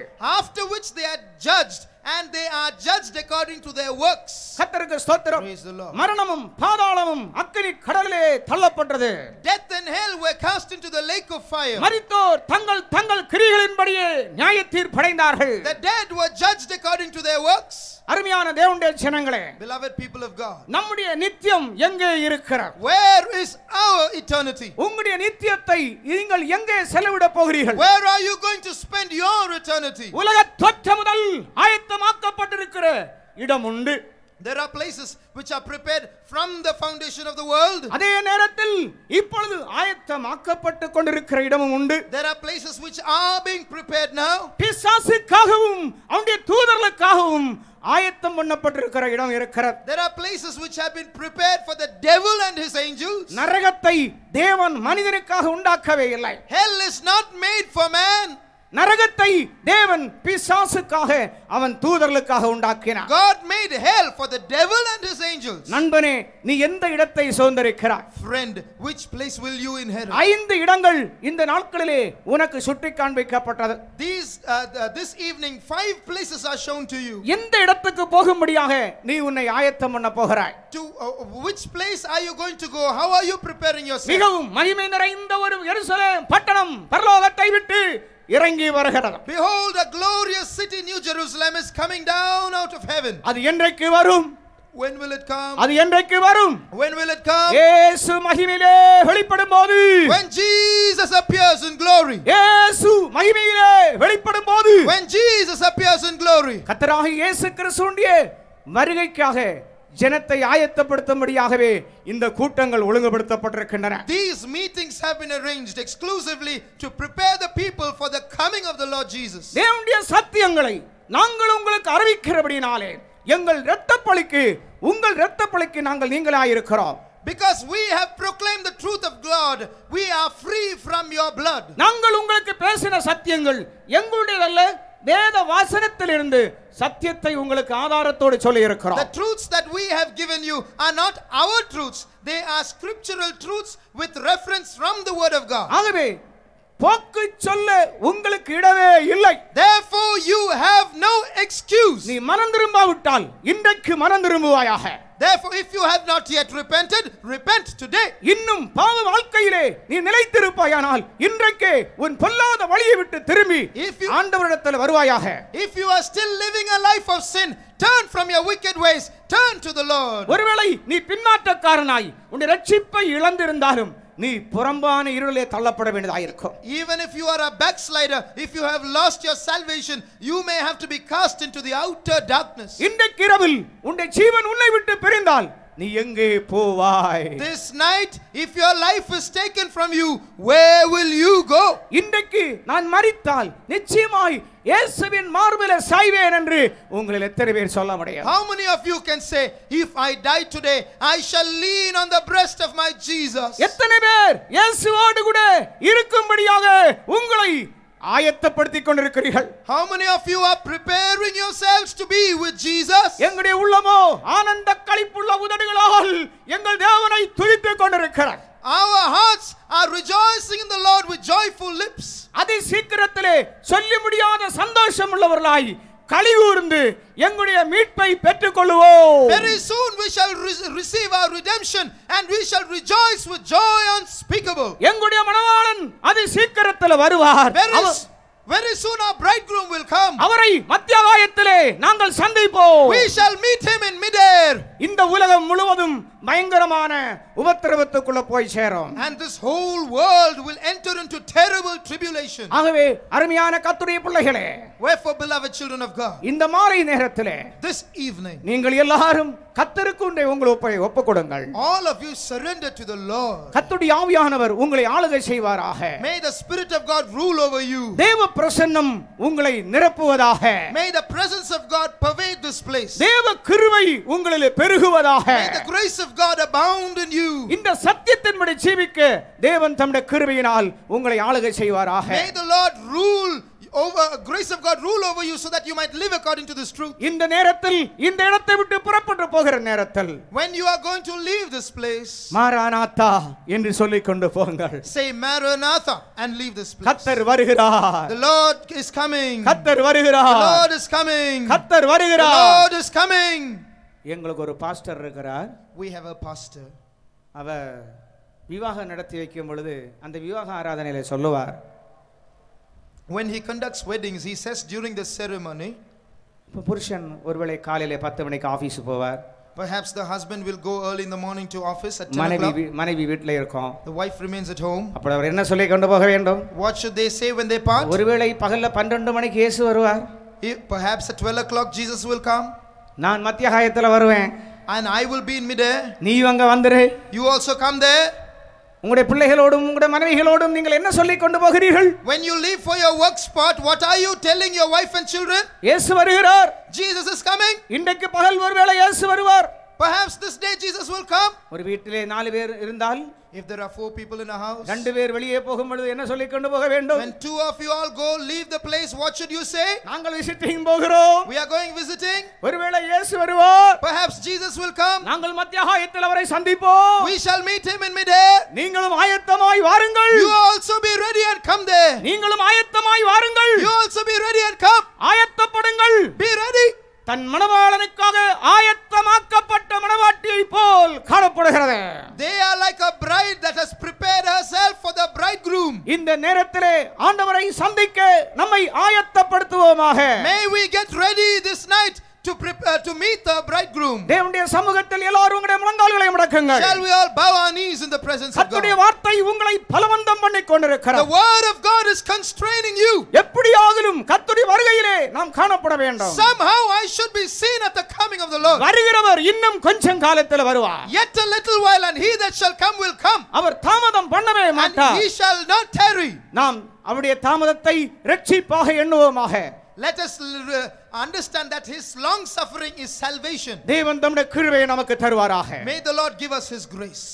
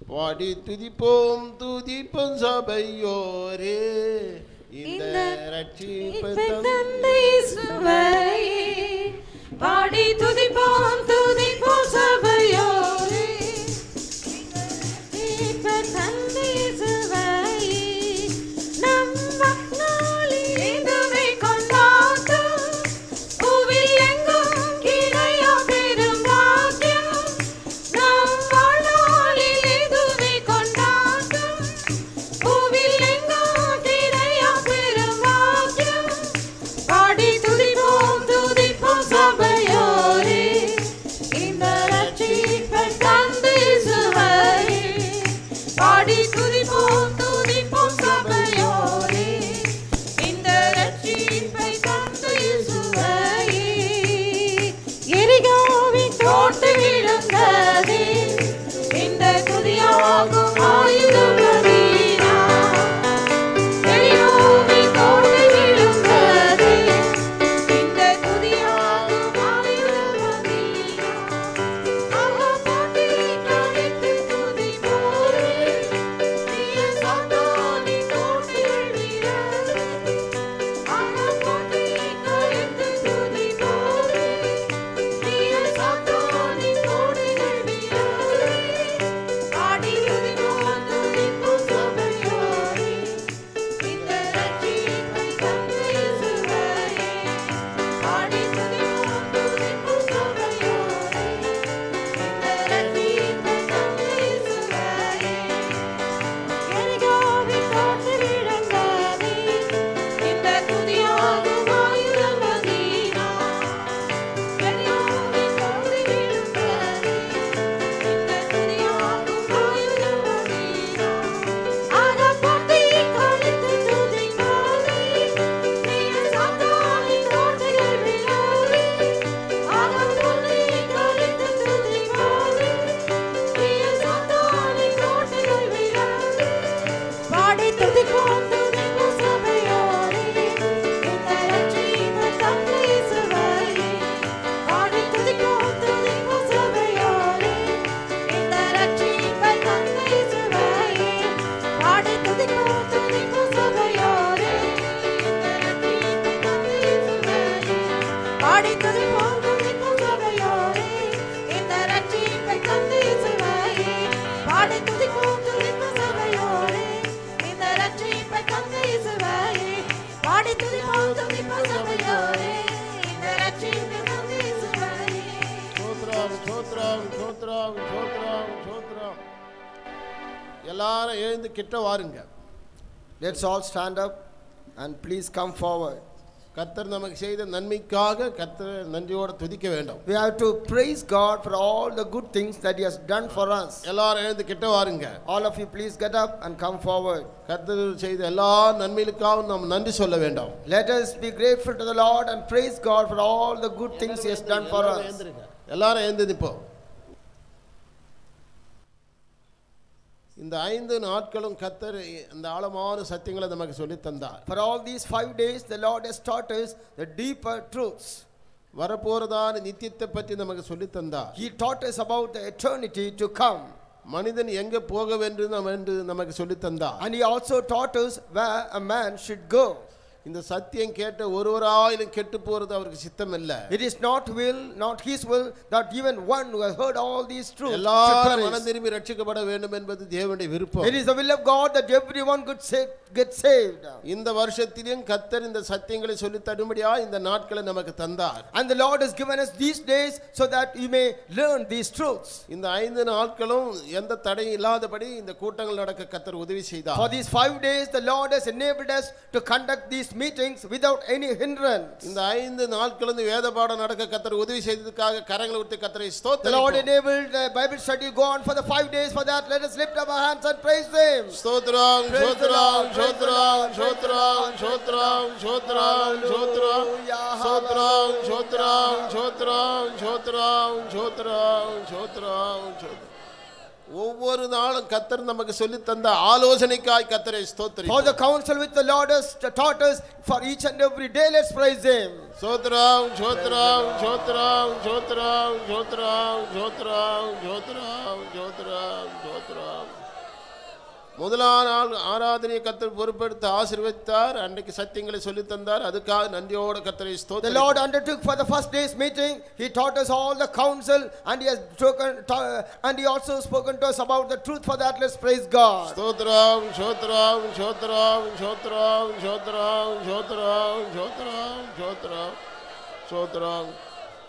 இரண்டாம் நாள் ஆராதனை வேத பாடத்தை பொறுப்பெடுத்து ஆசீர்வதித்த ஆழமான சத்தியங்களை சொல்லி தந்ததுக்காய் கர்த்தரை ஸ்தோத்திரிப்போம். He undertook also for the second day's meeting, and He has taught us the deeper truths. For that, let's praise Him.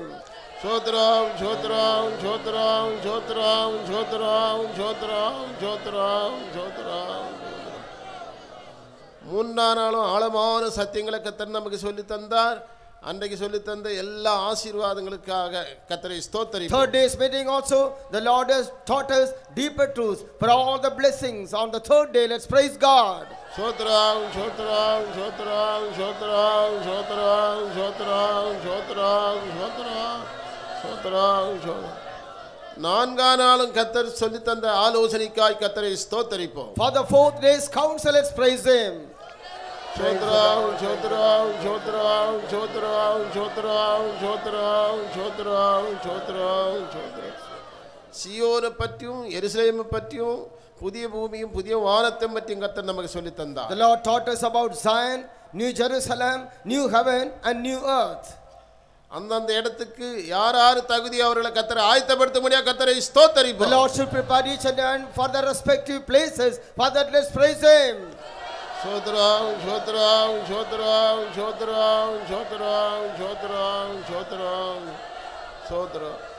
சியோனை கட்டி கர்த்தர் மகிமையில வெளிப்பட போகிறார். The Lord is going to build up Zion, and He is going to appear in His glory. இயேசு சீக்கிரம் வர போகிறார். Jesus is going to come soon. அவர் வரும்போது இந்த சத்தியம் கேட்டு எல்லாரையும் அதுக்கு ஆயத்தப்படுத்த முடியாது கர்த்தரை ஸ்தோத்திரிப்போம். When He shall come, He should prepare everyone who heard the truth. For that, let's praise God. ஸ்தோத்திரம் ஸ்தோத்திரம் ஸ்தோத்திரம் ஸ்தோத்திரம் ஸ்தோத்திரம் ஸ்தோத்திரம் ஸ்தோத்திரம் ஸ்தோத்திரம்.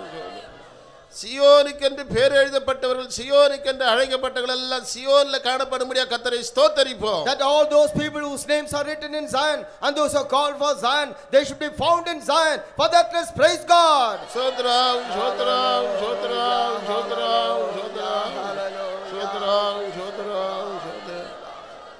ஆயத்தமாக்கப்பட்டிருக்கிற புதிய எருசலேம் பரலோகத்தை விட்டு கீழே பூமிக்கு வரப்போகிறது. The prepared city New Jerusalem is going to come down from heaven.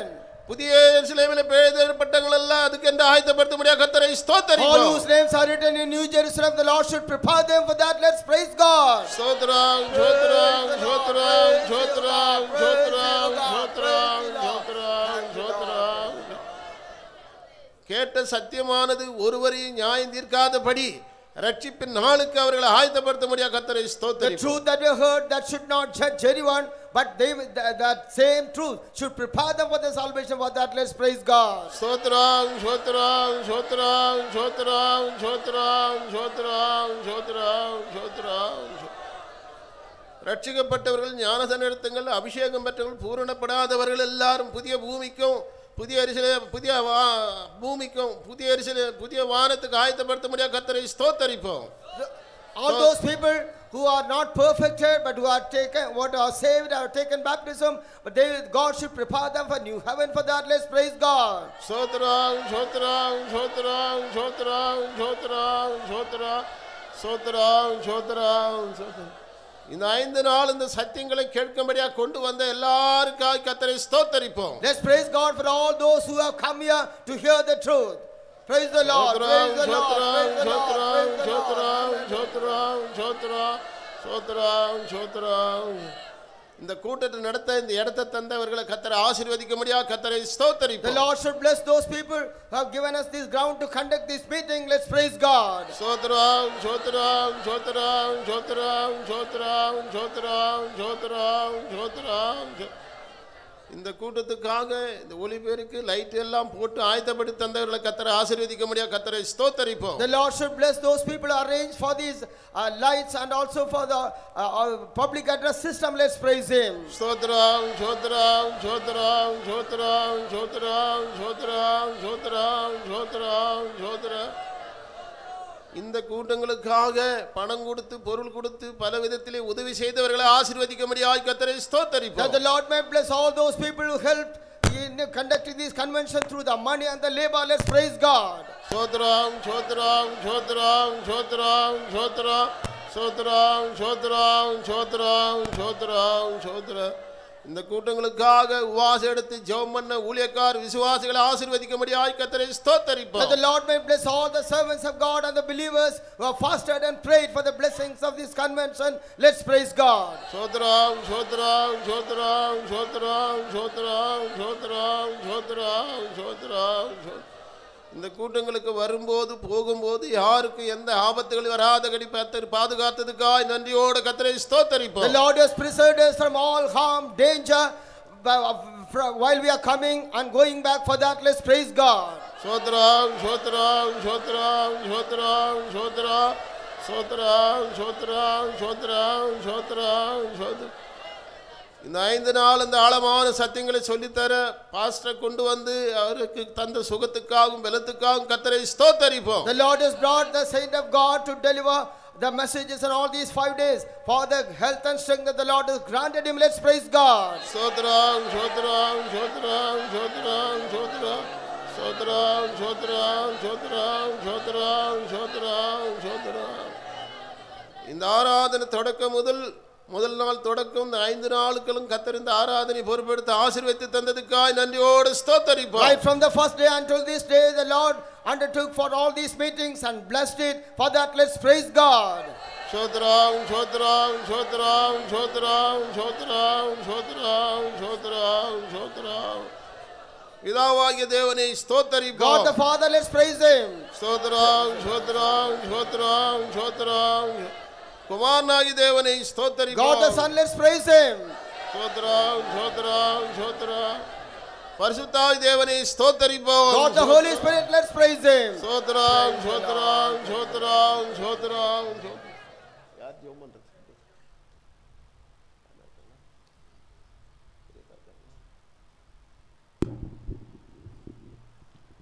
என் நல்ல இயேசுவே, இந்த நல்ல வேலைக்காக துதிக்கிற சுவாமி, கடந்த நாட்களில் காலாகாலங்களாக மறைக்கப்பட்டிருந்த வேற்றுள்ள ஆழமான ரகசியங்களை வெளிப்படுத்தி கொண்டு வந்தபடினாலும் ஸ்தோத்திரம்.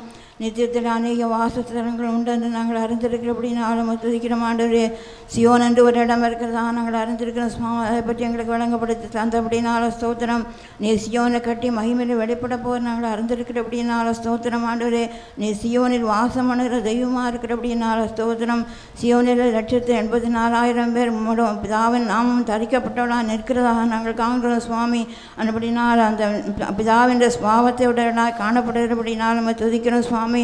அப்படிப்பட்டவள் பிரதிஷ்டையின் மூலமாகவும் அவள் பிதாக்களாக மாற்றப்பட நாங்கள் அறிந்திருக்கிற அப்படின்னாலும் ஸ்தோத்திரம். உமக்காக ஆத்துமாக்களை ஆதாயப்படுத்தி பிள்ளைகளை பெற்றெடுக்கிறதன் மூலமாக பிதாக்களாக மாற்றப்பட நாங்கள் அறிந்திருக்கிற அப்படின்னாலும் ஸ்தோத்திரம். ஆண்டவரே, அவருடைய நம்முடைய நாமம் தரிக்கப்பட்டவர்களாக மோடு நிற்கிறது போல நாங்கள் அப்படிப்பட்ட சாக்கியத்தை பெற்றுக்கொள்ள எங்களை ஒன்று கூட தகுதிப்படுத்த முடியாமல் வேண்டிக் கொள்கிறோம். அவளை ஒருவரும் கற்றுக்கொள்ளக்கூடாத பாட்டுகளை பாடுகிறாள் நாங்கள் அறிந்திருக்கிற சுவாமி. அவளுக்கு ஒருவரும் போகக்கூடாத கடினமான பாதையில் போகிறதன் மூலமாக அந்த பாட்டை அவள் வாயிலை கொடுத்திருக்கிற அப்படின்னால ஸ்தோத்திரம்.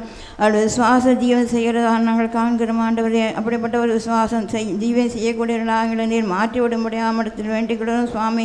உடைய சகல தீவிய சுவாகனங்கள் பெற்றுக்கொள்ள எங்களை ஒன்று கூட தகுதிப்படுத்தலும். உடைய வல்லமை நாங்கள் விளங்கப்படுத்துகிறவர்களாக காணப்படங்களுக்கு இருப்பதாலும் உலகத்தால் கரைப்படாதவர்களாக ஆட்டுக்குட்டியாளர் எங்கே போனாலும் பின்பற்றவர்களாக காணப்பட எங்களுக்கு இருப்பதாலும் சுவாமி. மனுஷரிலும் உலகத்திலிருந்து மீட்டுக்கொள்ளப்பட்டவர்களாக காணப்பட எங்களுக்கு இருப்பதாலும் இப்படிப்பட்ட திவ்ய சுவாங்களெல்லாம் சியோனில் வாசமார்கள் இருக்கிற நாங்கள் அறிந்திருக்கிறோம். நம்முடைய நான் வசனக்கிட்ட ஒருவராக அந்த நித்திய நரகத்துக்கு பாத்திரராக காணப்படாதபடின்னு பாதுகாத்துகளும். இந்த இடத்துல வசனம் கிட்ட எல்லாரும் அன்படி ஜீவித்து ஒரு கூட்ட ஜனங்கள் எருசலேமுக்கு சியோனுக்கு ஆயத்தப்படும்படி நீ உதவி செய்யும். அக்கென்று முற்றிலுமா எங்களை தாழ்த்தி தருகிறோம். இயேசுவின் நாமத்தை கேட்கிறோம் பிதாவே. எங்கள் அன்பாய் நேசிக்கிற நல்ல ஆண்டவரே சுவாமி, உமக்கு ஸ்தோத்திரிக்கிறோம். கர்த்தாவே, இந்த வருஷத்திலும் நீர் எங்களுக்கு இந்த வேத பாடத்தை தந்து ஆண்டவரே இந்த 5 நாட்களும் வரப்போகிறதான நித்தியத்தை பற்றி ஆண்டவரே பரலோகத்தில் எத்தனை இடங்கள் என்றும் அந்த இடத்துக்கு யார் யார் போவார்கள் என்றும் இந்த 5 நாள் நீர் எங்களுக்கு சொல்லித்தந்த ஆலோசனைகளுக்காக ஸ்தோத்திரம். கர்த்தாவே உம்முடைய சத்தியங்களை கேட்க இந்த தேசத்தில் உம்முடைய ஜனங்களை கொண்டு வந்தீர். இந்த சத்தியம் கேட்ட ஒருவராயிலும் கெட்டு போகக்கூடாது, ஒருவராயிலும் கர்த்தாவே அந்த நியாய தீர்ப்பு நாளுக்கு வராதபடி எல்லாரையும் ரட்சிப்பின் நாளுக்கு நீர் ஆயத்தப்படுத்த வேண்டுமாய் கெஞ்சுகிறோம் சுவாமி. நீ சீக்கிரமாய் வரப்போயிரு, சியோனை கட்டி மகிமையில வெளிப்பட போயிரு. ஆண்டவரே நீர் வரும்போது அந்த சியோனில பேரெழுதப்பட்ட 144,000 பேரை நீர் சந்திக்கும்படியாக வரப்போகிறீர். நாங்களும் கூட உம்மை சந்திக்க எங்களை ஆயத்தப்படுத்த வேண்டுமாய் கெஞ்சுகிறோம். அந்த புதிய எருசலேம் பூரணமாக்கப்பட்டு பரலோகத்திலிருந்து கீழே இறங்கி வரும்போது ஆண்டவரே உம்முடைய மகிமையில நீ சேர்த்துக்கொள்ள போகிறீர்.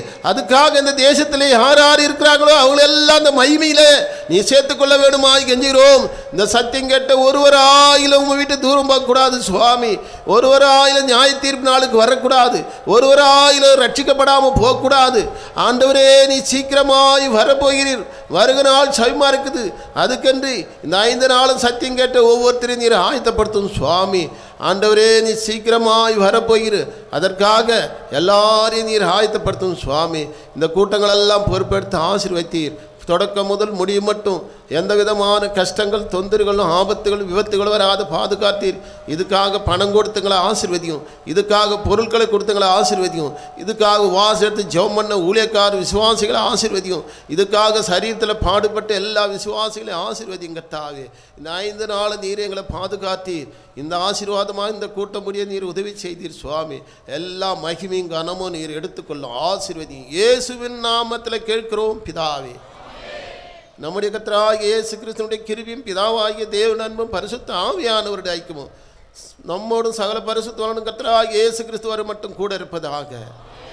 ஹல்லேலூயா, ஹல்லேலூயா, ஹல்லேலூயா. எல்லாருக்கும் ஸ்தோத்திரம். இப்போ ஜெபம் தேவையான போய் ஜெபம் பண்ணுங்க. Those who want prayer, please come forward.